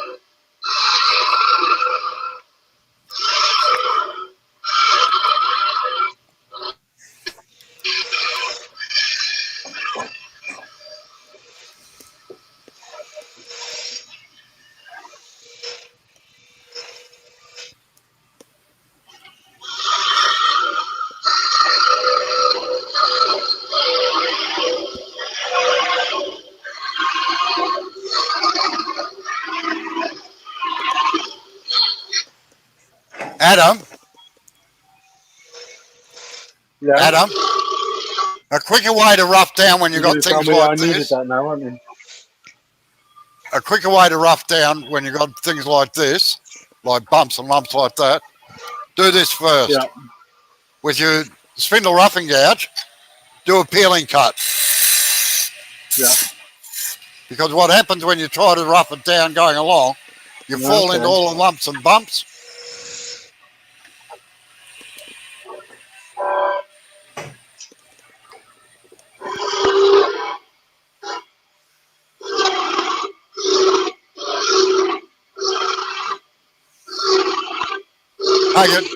Take it right over so I could use this. yeah, have the flute completely shut.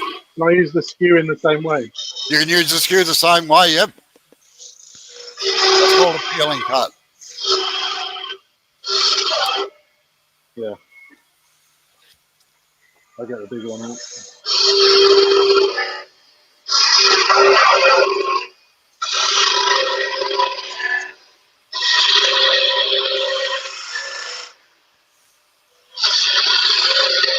Making shavings. Yeah. Yeah, nice. I know, look at the mess I'm making. Terrible. So Pete's got a question off topic, so he waited for the smoke break. He said, Robbo, my Sorry, memory what's says that? lathe. Just wait a second. I'm going to mute a couple. Yep. You're right. Yep, right.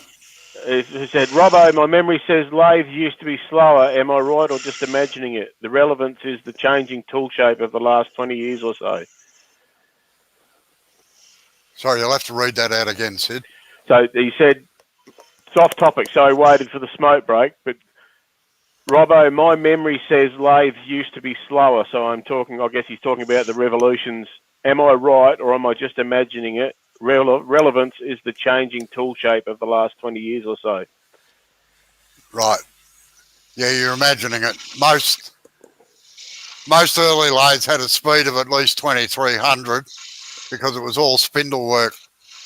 Their lowest speed, though, was only about 500 in most cases, unless you got something like the big Wadkin I've got. The slowest speed on that was 98, but that was because you could do 6-foot diameter plates and things on it.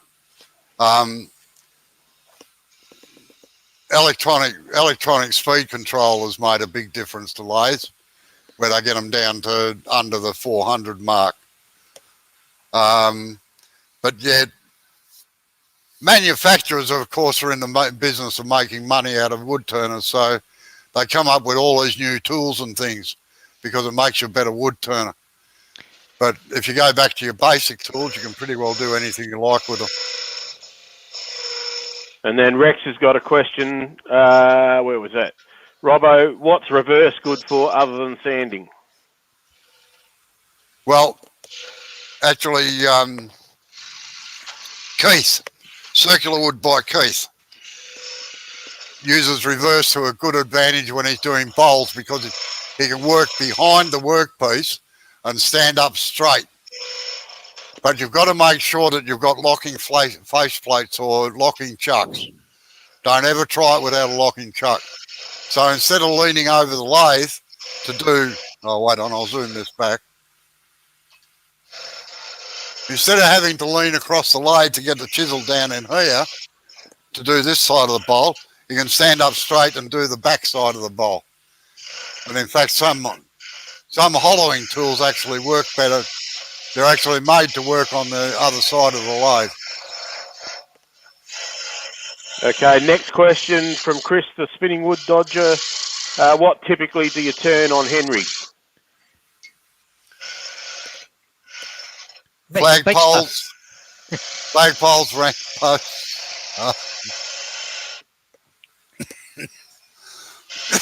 Excuse me. I drove Henry in there. He called it the 40-foot lathe, but I thought I'd personalise it and give it its name.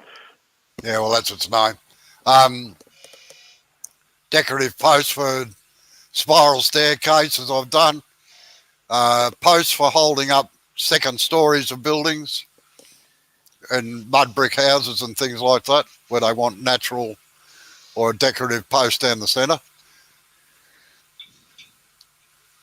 to support the second floor. Done most of the big flag posts around town halls around Victoria and Australia. So, and ships masts, I've done a couple of them as well. That's better, Rob. That's fantastic.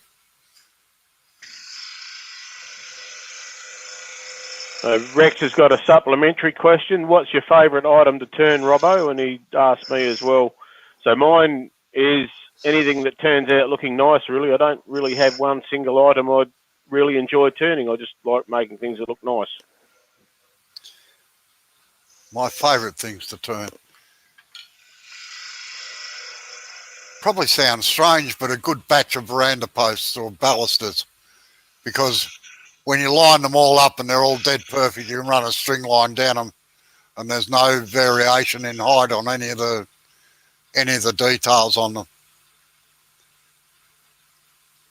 Gives you a great deal of satisfaction.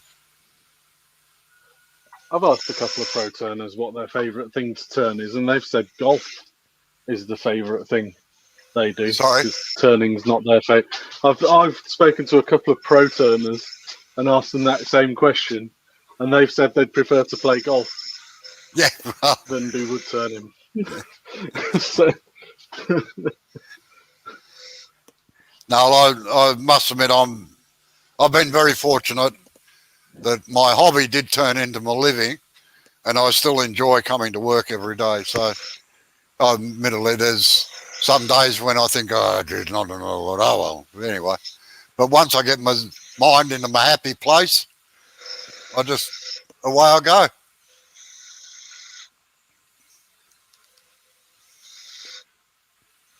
Now, to avoid that run in the middle there, Rob, you've got to back off the cut a little bit, which you just did. That's the way to do it.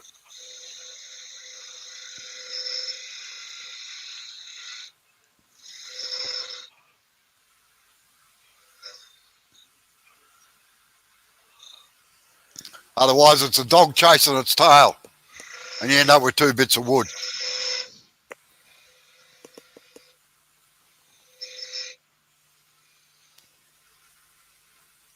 Woodworm Paul's got a question. Why is it you don't see wood turners using French polish to finish bowls, etc.? Well, it's a true French polish is a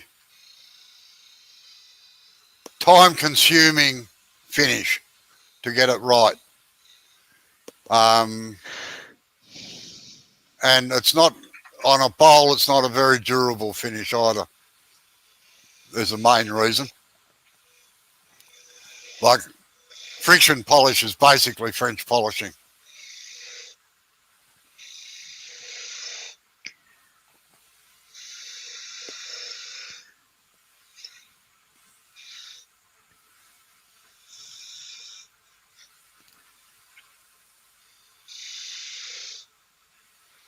So, Robbo, just moving on from that, friction polishing is basically French polishing. So, the OB Shine Juice would be a sort of a French polish as well, then, would it?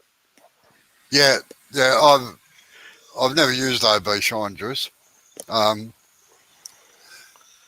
it's just a mixture of shellac and metho and linseed oil anyway, which is what basically French polish is. You use the shellac and you use the oil, so the rubber is lubricated across the top of the polish while you're polishing it.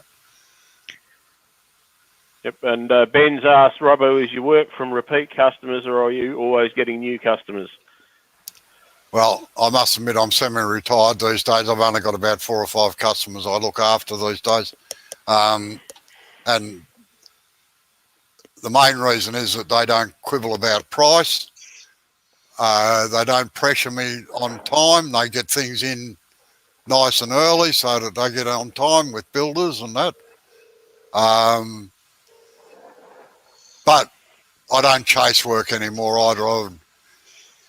I spend more time now on YouTube doing these sorts of things than I actually do turning in a lot of ways, in a lot of times. And Rob, that man, is absolutely fantastic. Ah, Yeah, Eric Winkler's just come in and said, Rob, yours is looking nice. Yeah, no, that is really, really good. Thank you. All you got to do is just back off a little bit in the bottoms of the coves. Yeah, don't make them quite so deep, but that'll come with practice. Like the wide one at the end, the wide one at the headstock end, that one is just about the right dimensions. The others are a little bit too deep for their width. Right, okay. Flick's come in with a comment/question. French polish is just the technique used. Yeah, the product is shellac and DNA. Yeah, that's right. Yeah. Like I say, French polishing is an art all its own, and it's a very time-consuming thing to get it right. And it's not it looks great on cabinets and things, but you find that,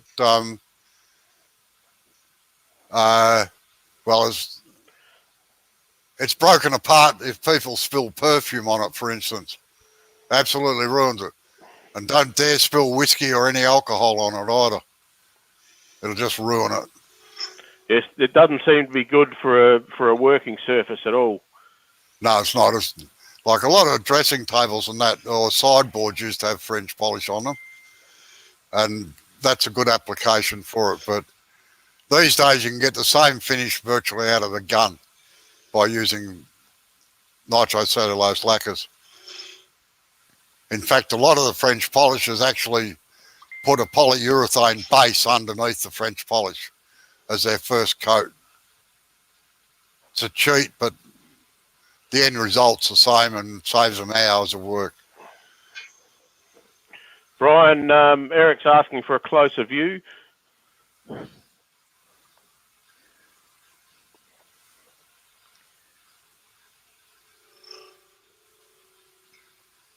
that close enough?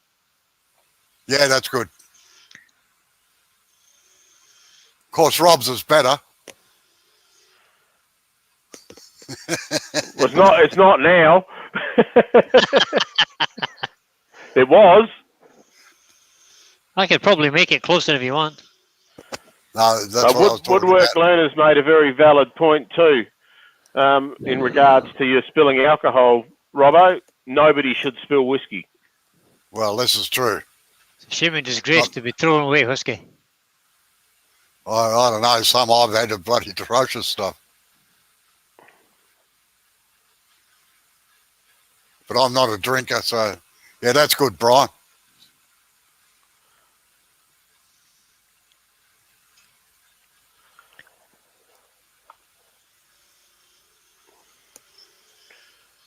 The Rex reckons Brian's smock's more cool than what Rob's is. Oh, that's, yeah. Just as it should be.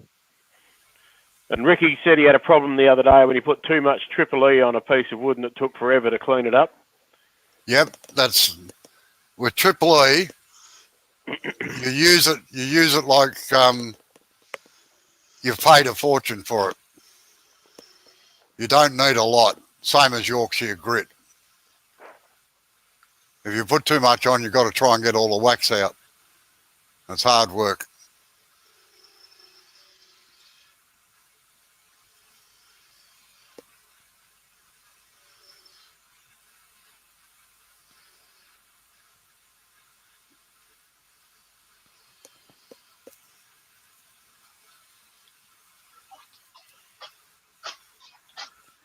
Well, mine looks completely different now. That's, yeah, you got a magic wand now. You're lucky actually that it didn't break on that knot. Yeah. Yeah, no, it's come out all right.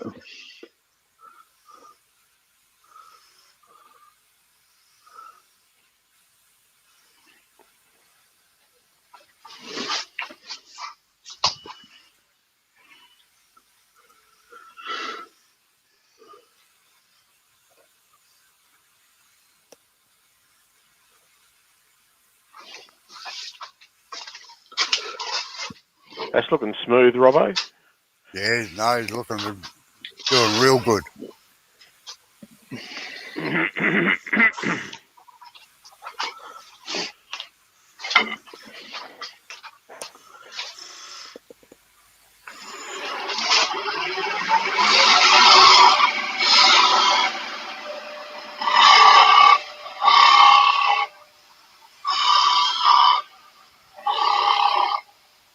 Just back off the cut as you get towards the bottom, Rob. And you do that by dropping the handle so it doesn't cut as much.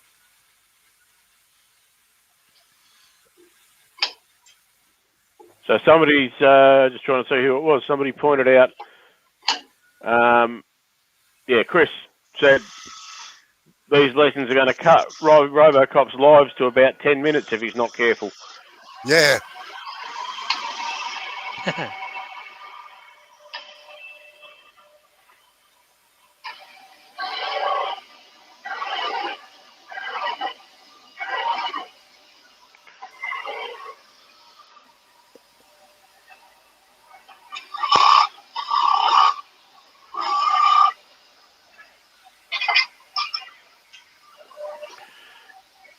What I'm picking up that Robocop's doing, Robbo, is he's not doing every cut like a finishing cut now. He's taking the bulk out and then finishing it.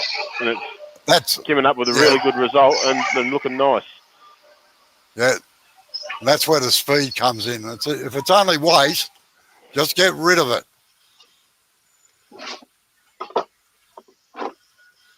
And Justin's making Gothic coves over there.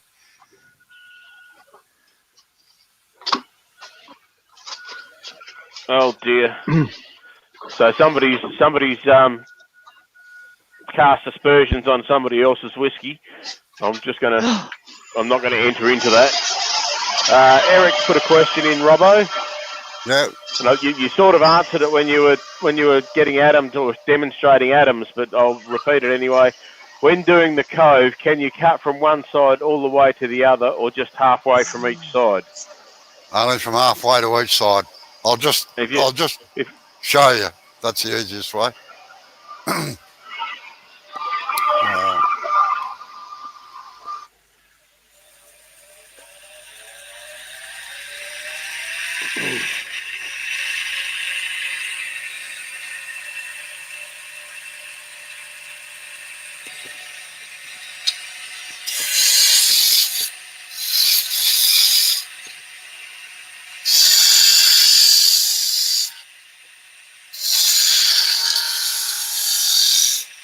A, it's hard work, and B, my chisels are sharp, but you invariably get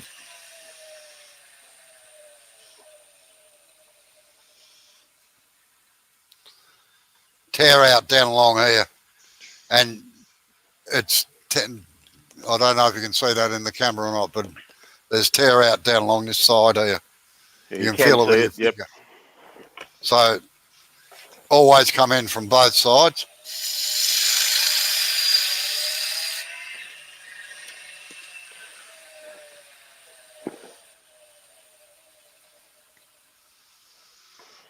And that's the difference. That's because the wood's supported when you're cutting in from the top to the bottom, Robbo? That's it. Yeah, the grain runs up and down the piece like this. So when you're cutting down like that, the timber, the cut is supported by the grain underneath. Whereas when you're coming out, it's like trying to sharpen a pencil from the point to up to the side. So you don't do it. So Chris is saying Adam could be the wand maker for Hogsworth. Yeah.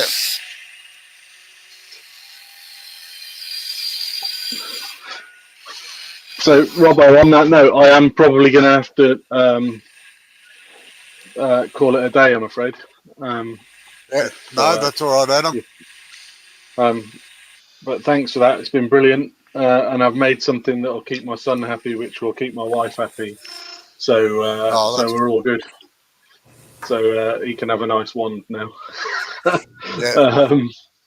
Very nice, mate.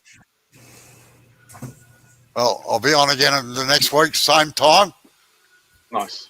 Doing the next stage of things. So Rex had a question earlier that I missed, and you may be able to just answer that because you got the Thanks, next guys. stage. He said, will you have a class/video on balusters? His lathe has a duplicator and he hasn't used it. So I suspect you may actually have one, have you, Robbo? What, a duplicator? I know a class or a video on doing balusters or duplicating.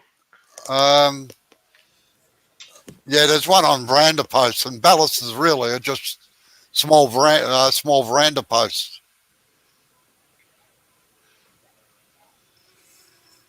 If you look on my channel, Rex, there's one on doing veranda posts. In fact, I think there's two there.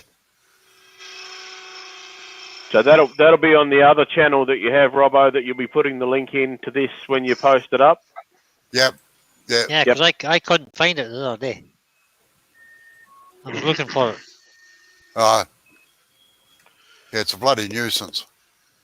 I'll stick them both in the chat now if you like, Robbo. Yeah, thank you.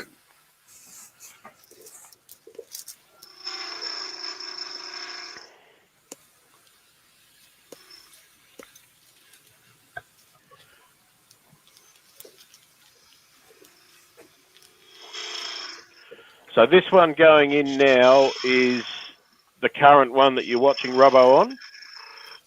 Which is the live one. Which is the live one, yep. And then so the live one's got 278 subs on it. The other one's got over 1,000 on it. And I think in that live one, there's actually copy turning on that as well. One of the earlier ones I did. Like how to copy turn. Yep. So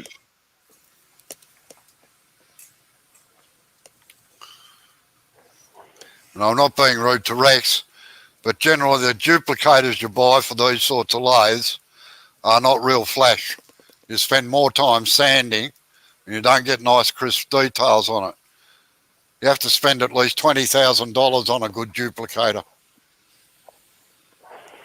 And you've got to have a heap of work to justify it.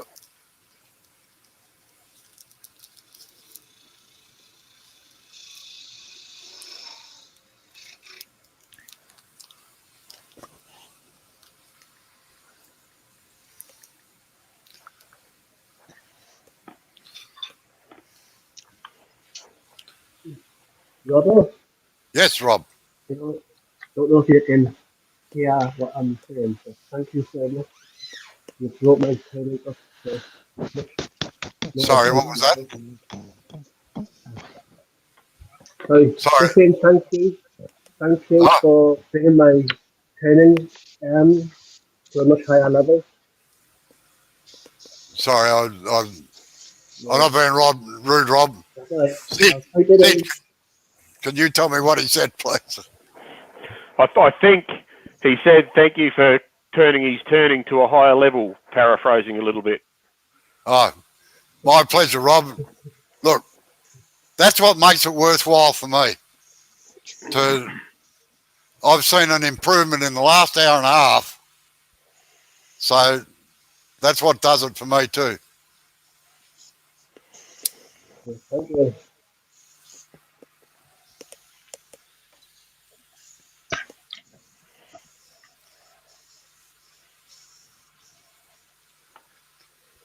And Brian up there's making a foot massager.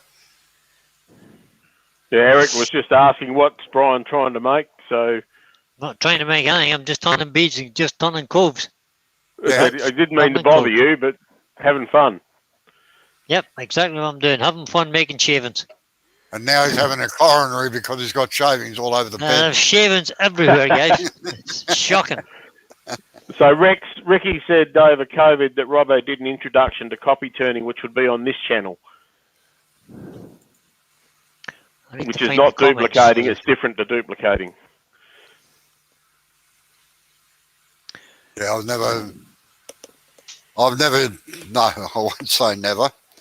I've used a friend's duplicator, and for about 2 hours, and I thought, no, this is not right. So While he was duplicating some ballasts, I turned them by hand, and I was doing about 10 to 1. Oh. Because he had to sand for so long to get them right.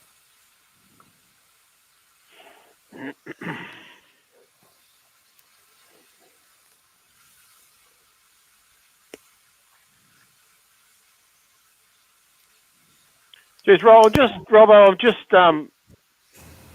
just an observation here, looking at my screen.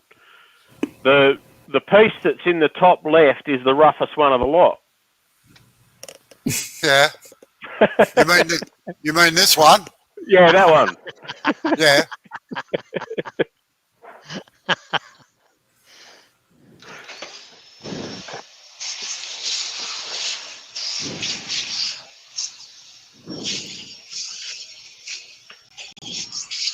Oh dear, Brian. What, mate? I'm done. I've got to get a bucket, wait. It's all right for you, mate. 10:15 here. If I break out the vacuum, the neighbours will stone me. Yeah. So your neighbours are too close then. It's 1:10 here now, so I need to kind of quit. But that was an excellent lesson, Robbo. Thank you very much, mate. I have to say. Yeah, Thank you very much. I was a bit worried about sort of next week. We'll actually make something. All right. All right, mate. What kind of same bit of timber? Same bit of timber. Yeah, it's just all right. Practice. That's all. So I have been practicing like little beads and little coves. And yeah. And that's another. When you get it spot on, Brian, they'll all match up, and you'll be able to slip the beads into the coves. Yeah, that's a good plan. Oh, I could try that. Yeah. Well, that used to be an exercise actually at one of the schools. Was that you had a thing? Wait on, I'll get my pencil again. I show you this one. It kind of fell apart on me. But I have been practicing. I'm trying, guys. Very trying. What you had to do was you turned one like this, with an inch cove in it, and then an inch cove there, and a bead here. That's right, an inch bead there, and then you had to make a piece that fitted in exactly with no light showing through. Ben's offering you some training, Robbo, but I'm not sure what it is. I think I've missed the cue there. Yeah, go on. I don't. It must have been something you said. He's offering you some training in. Oh. He might clarify that for me, and then again, he might not, because that's just Ben. That's Ben, right? Yeah. Let's get the chat so they can see the chat. Darren's just thrown in his standard Spurtles question mark. No, we're not you might see that on Monday night when I stand in for Brian, who should be standing in for the occasional turner. No, it's Monday lunchtime. That's right. Monday night. Yeah. Monday night for you. Monday night for us. Yep. Yeah, I know. Yeah. That's because you're on the wrong side of the world, guys. It depends what time of year it is, really. When it's cold and wet here, I'd agree with you, but when it's cold and wet there, I wouldn't. Hey, Chris, is that how they spell Spurtle in Scotland, is it? Spurtle. Robbo, Ben's just offering you some lessons in general wood turning. Oh, right. Because of what I said about the roughness of your piece, I think. Ah. What piece? What piece? What piece? There's nothing on the lathe. Didn't happen. It's a bit like my lathe now, it's empty. Wish I could turn that fin. I wish I could get my waist out then nearly. Right. Not much waste in it, that's for sure. You're right. Good lampshade. Right, guys. Yeah. Push that out of the way. Oh, Darren's been very quiet tonight. I know, I just haven't been reading his comments out. Oh, right. Okay. Censor. Well, he hasn't put the cues in front of it, so it's not a question. So he's chatting in the chat. Oh, right. He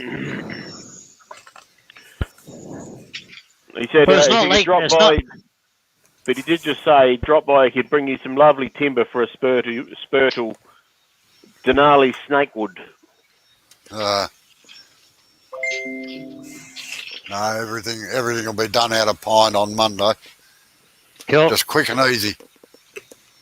Chris has asked if Ben's joining in next week. Then I don't know whether we could cope with that.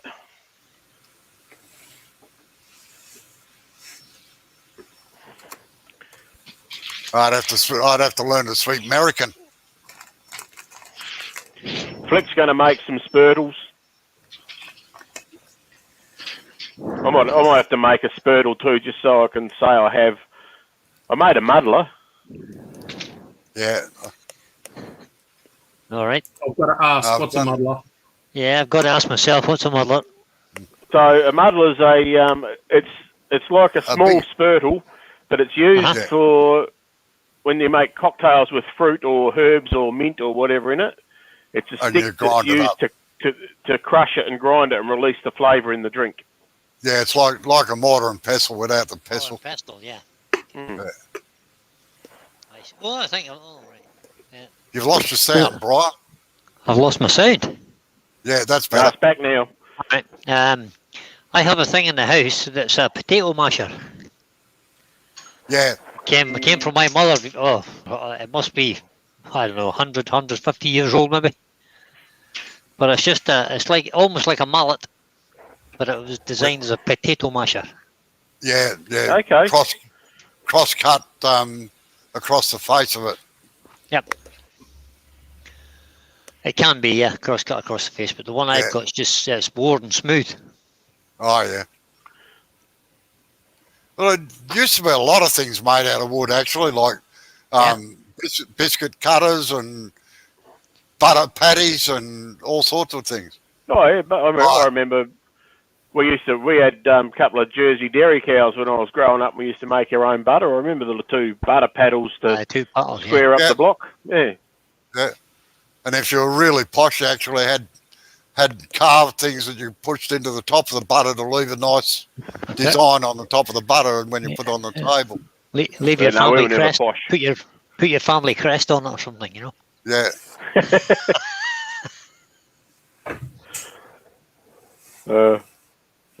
Oh, I'd hate to we've think what our got family crest is. we've got one somewhere. Yeah, I have one too. Oh. Yeah. All my ancestors came from Glasgow. They don't talk about my grandfather. He must have been a bad bastard because he was actually my great grandfather, at least. He was She deported. asked to leave the family and go as far dear. away as possible. So he went to Australia, but ended up in New Zealand, All right. and then came across from New Zealand. So That's right. Darren did tell me he's been watching conflicting live streams. That's why he's been a bit quiet tonight. He had a mate who was doing a music stream at the same time, so he was trying to watch both at once. So he can do two things at once. He can chat like mad or talk like mad and watch, but he can't watch two and chat to both. yeah. That's my words, not his. I'll take that. You might get a bit confused and say the wrong thing in the Wrong the right one. chat. Yeah. Mm. That's not a spiral there, is it, Rob? You saw nothing. It No. could be a tiny small spiral. Actually, no. You've done absolutely fantastic, Rob. So were you, Brian, and Justin. Thanks. They've man. all done well. It's Justin's only on his up. first lesson, so. No, Justin had lessons with me face to face. Oh, Justin's shush, I was been trying to cheating, make has him he? look better and see. feel better. All right, okay. But Out of all of us, Justin lives the closest to Robbo. yeah, Oh, that's and fair by enough, the, then. We'll by give the him that. same token, he's bloody well forgotten most of what he learnt. Ooh, Ooh, get in there, harsh. Justin. Harsh. That's what happens when you get old.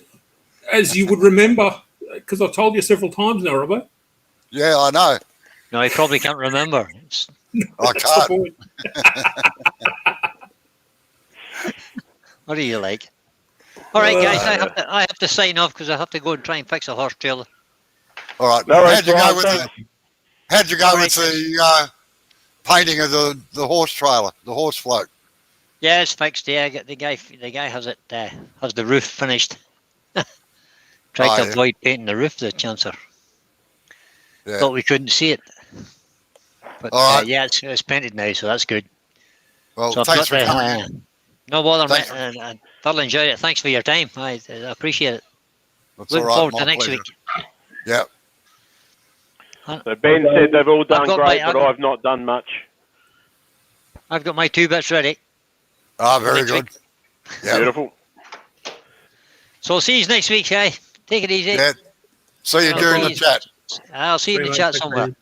Yeah. Take it easy, guys. Bye-bye. Yeah, Always. Brian. Bye. Yeah, Darren, but I'm talking about the ones that are in the live. You might be closer, but you're not in the live. No, actually, it'd probably be a toss-up between Justin and Darren as to who would be closer, actually. Have you got a remote control on your camera there, Justin? OBS, mate. I can drag it around on the screen and what have you. So, yeah.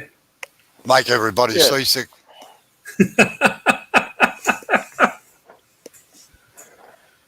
This is Amy. G'day, Amy. Stick your butt in my face.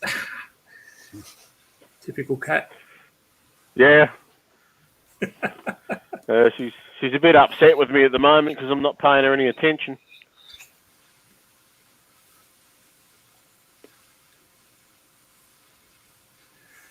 So we didn't do that thing where we're supposed to go as thin as we can. No, not tonight. Till the That was breaks. last week. Week. That's what I missed. Yeah. Let's be on about that.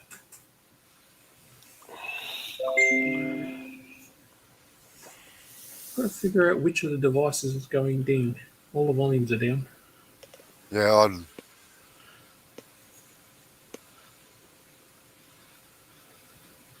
I must admit, the big screen, like I very rarely have it on full screen except when I'm doing things like this. And it makes a heck of a difference to what I can see, I can tell you. Mm.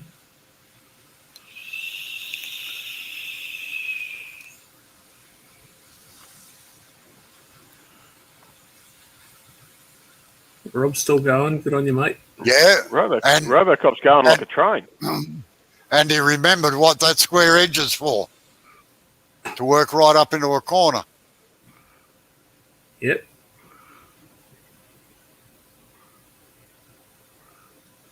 I'll have to watch out. He'll start taking lessons soon. Start teaching.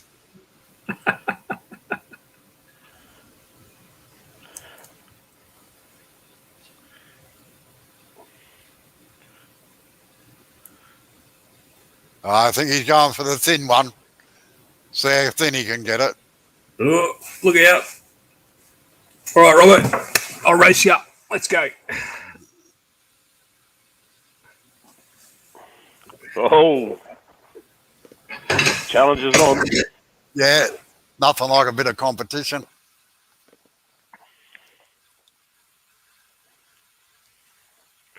I mean, it's that last 3 mil that's the hardest. Yep. I think you're frozen, Justin.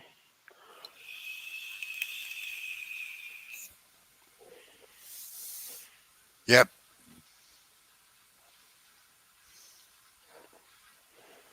He's not going to beat Rob like that. Not unless he gets one prepared earlier.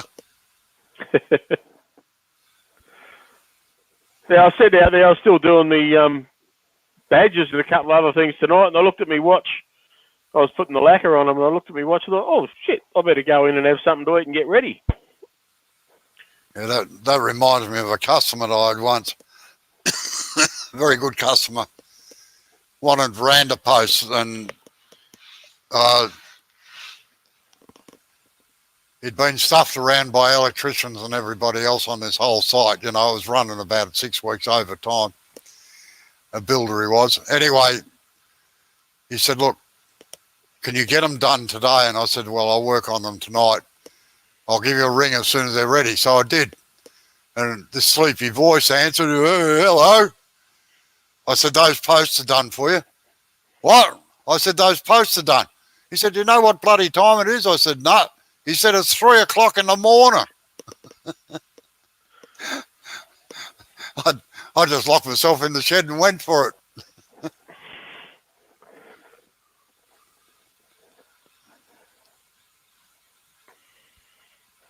So Darren's commenting on the size of some of your burls, Oh, yeah. or burrs as they call them in the UK. Yeah.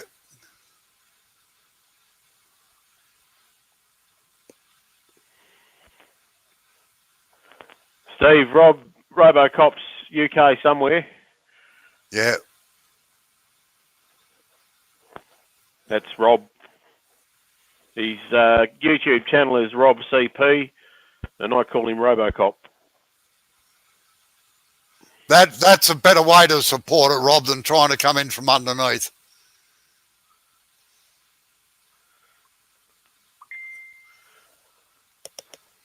Because you're acting against the force of the chisel.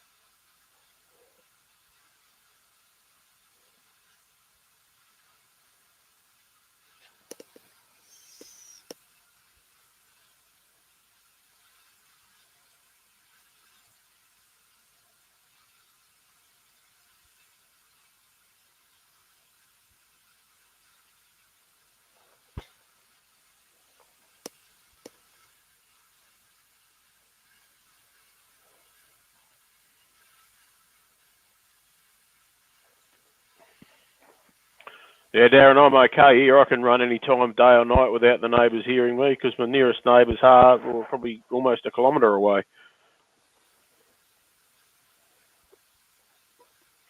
I don't know whether you've got your chat up yet, Robbo. Darren said he can't wait to get his workshop rebuilt. The intention is to have it soundproofed enough that he can turn any time, day or night, without the neighbours hearing him. Well, my neighbours don't hear me turning of the night time, but I hear my compressor.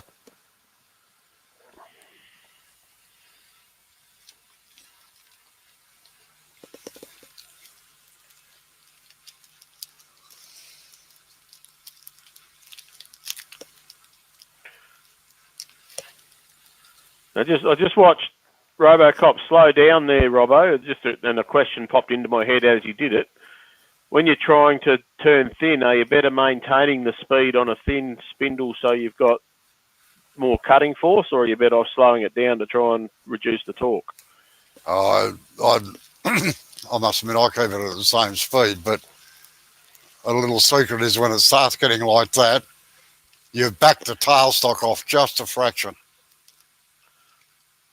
So it doesn't warp. Yeah, so it doesn't twist. Not much, just a little bit.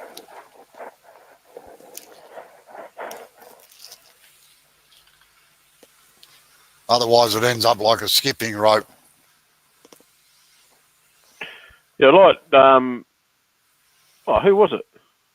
Oh, Wayne did the natural edge thin stem goblet he did the other night. That was quite a nice piece.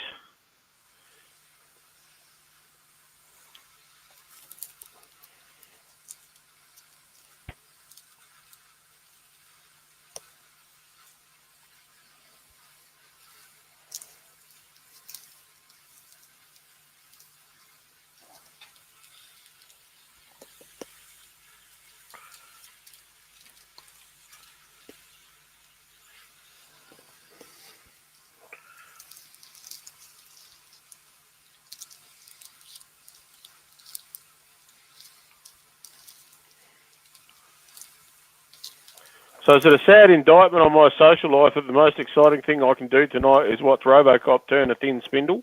Because I'm enjoying this.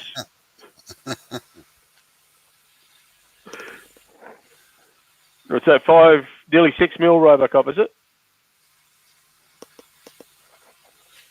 Keep going. Hey, you can do better than that.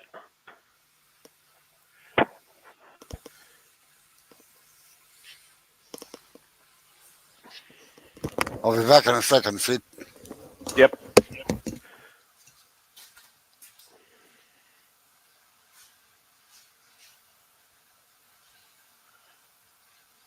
I reckon Justin's possibly sitting there turning, not really realising that his camera's dropped out.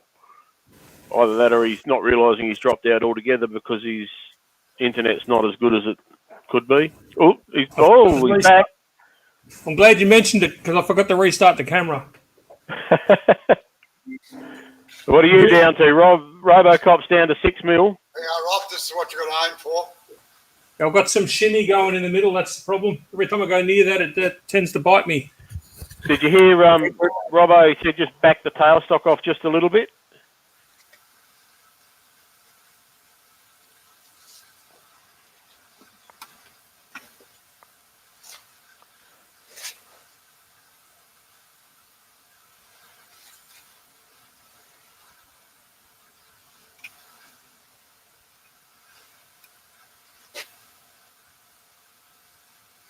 Yeah, you're frozen again, mate.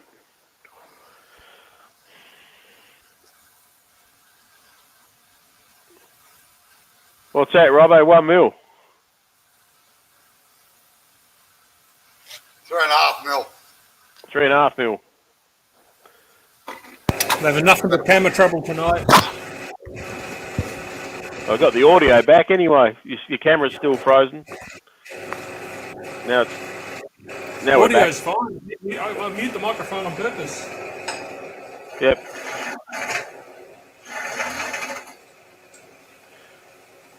Oh, see, Robocop's cheating. He's using the skew.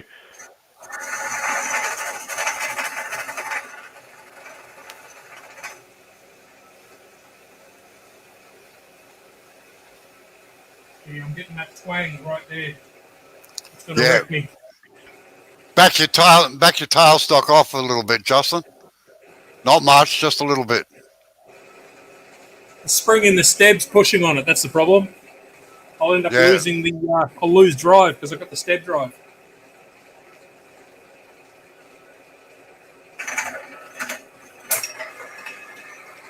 Oh, there she goes. There she blows.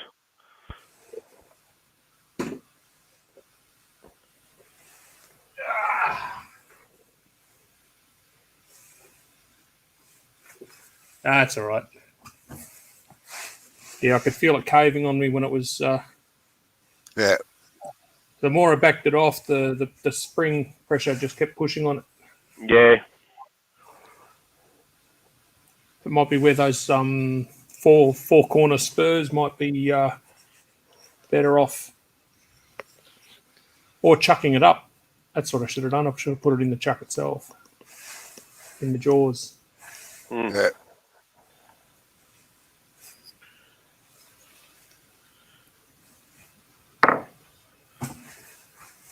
Oh, look out, he's still going. What did we get, 4.5? Yeah, 4.5. There you go. So you got to get down another mil to match Robbo's 3.5.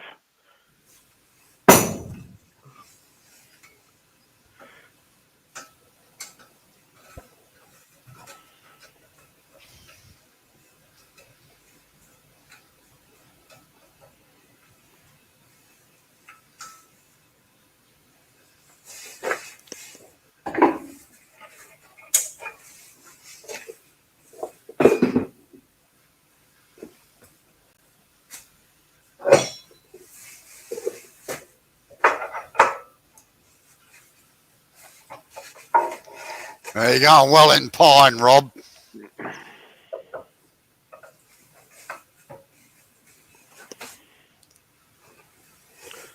See you, Chris. Yeah, old age is fine. I'm okay with old age, but my body's not.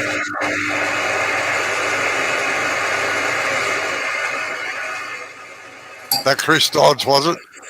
Yeah, he's just heading off. Yeah, good night, Chris. Thanks for coming in. Sorry, I can't see the chat at the moment. So still got 23 watching.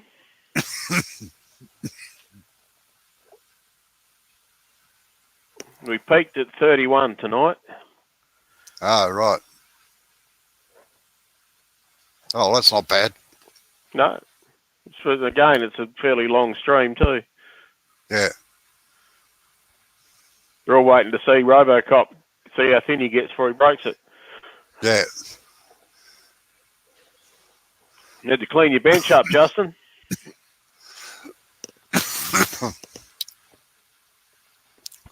Wait until I tell him I want 2 beads in the middle of that. That'd be just mean.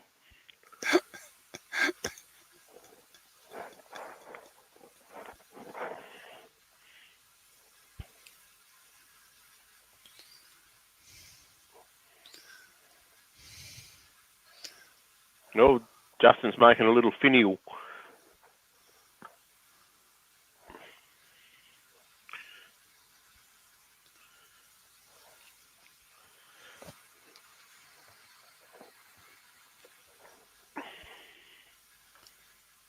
Yeah. 4.2. Now, the problem you're going to have now, Rob, is it could snap when you start it up because of the torque reaction on it. Yeah.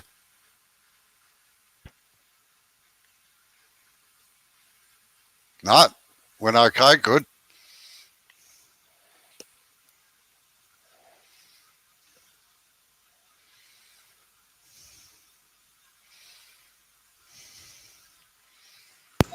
Boo! Ah, What you happened, broke it. Justin?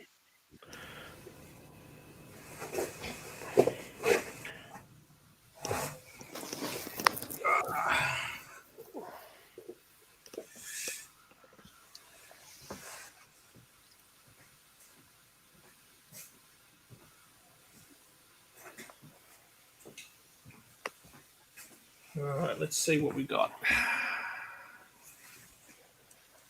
We've got 2.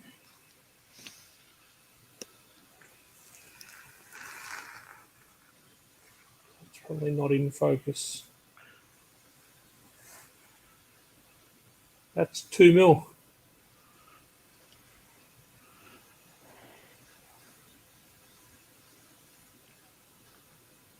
Right, you can't talk about me in the chat now. I'm watching it.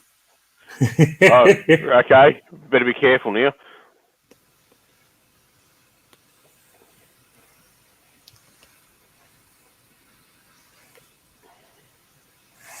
Oh, there she goes. I don't know if you can see that or not. Where'd you get to, Rob? I can't. Just lift it up a bit, Justin. Oh, no, the digital readout's wrong. Yeah. But, that's 2 mil.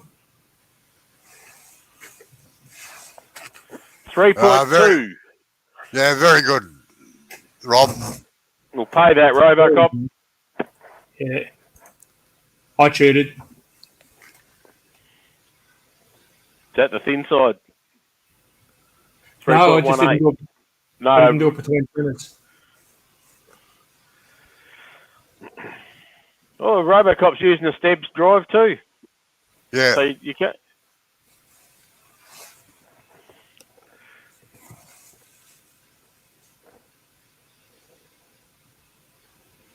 No, yeah.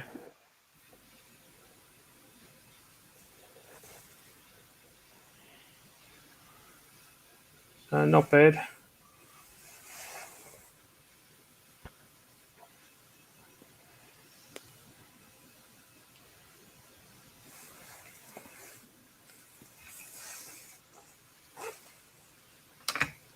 Well, I think I might knock it on the head at this time of the proceedings.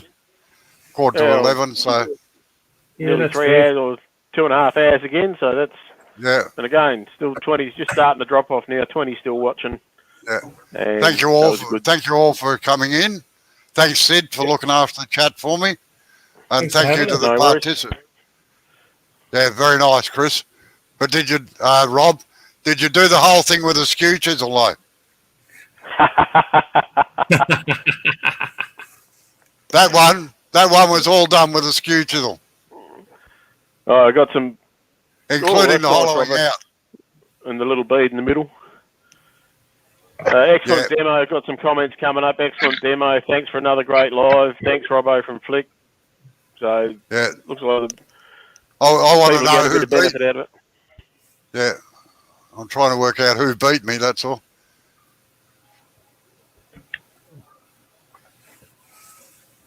All right. Okay. Next week will be a little bit interesting. All right. So thank you to all the attendees, and I'll catch you all later. So No worries. See you, mate. See you all. Thank you. Hello. Rob, that was absolutely fantastic. You've come up really quickly. Thank you so much. It's because of your excellent information and No worries. me following your information. No So worries. You know, Dara, And good night, who Dara. was in, she was in, yeah. Good to see you. All right. Good night, all. See you all. you know,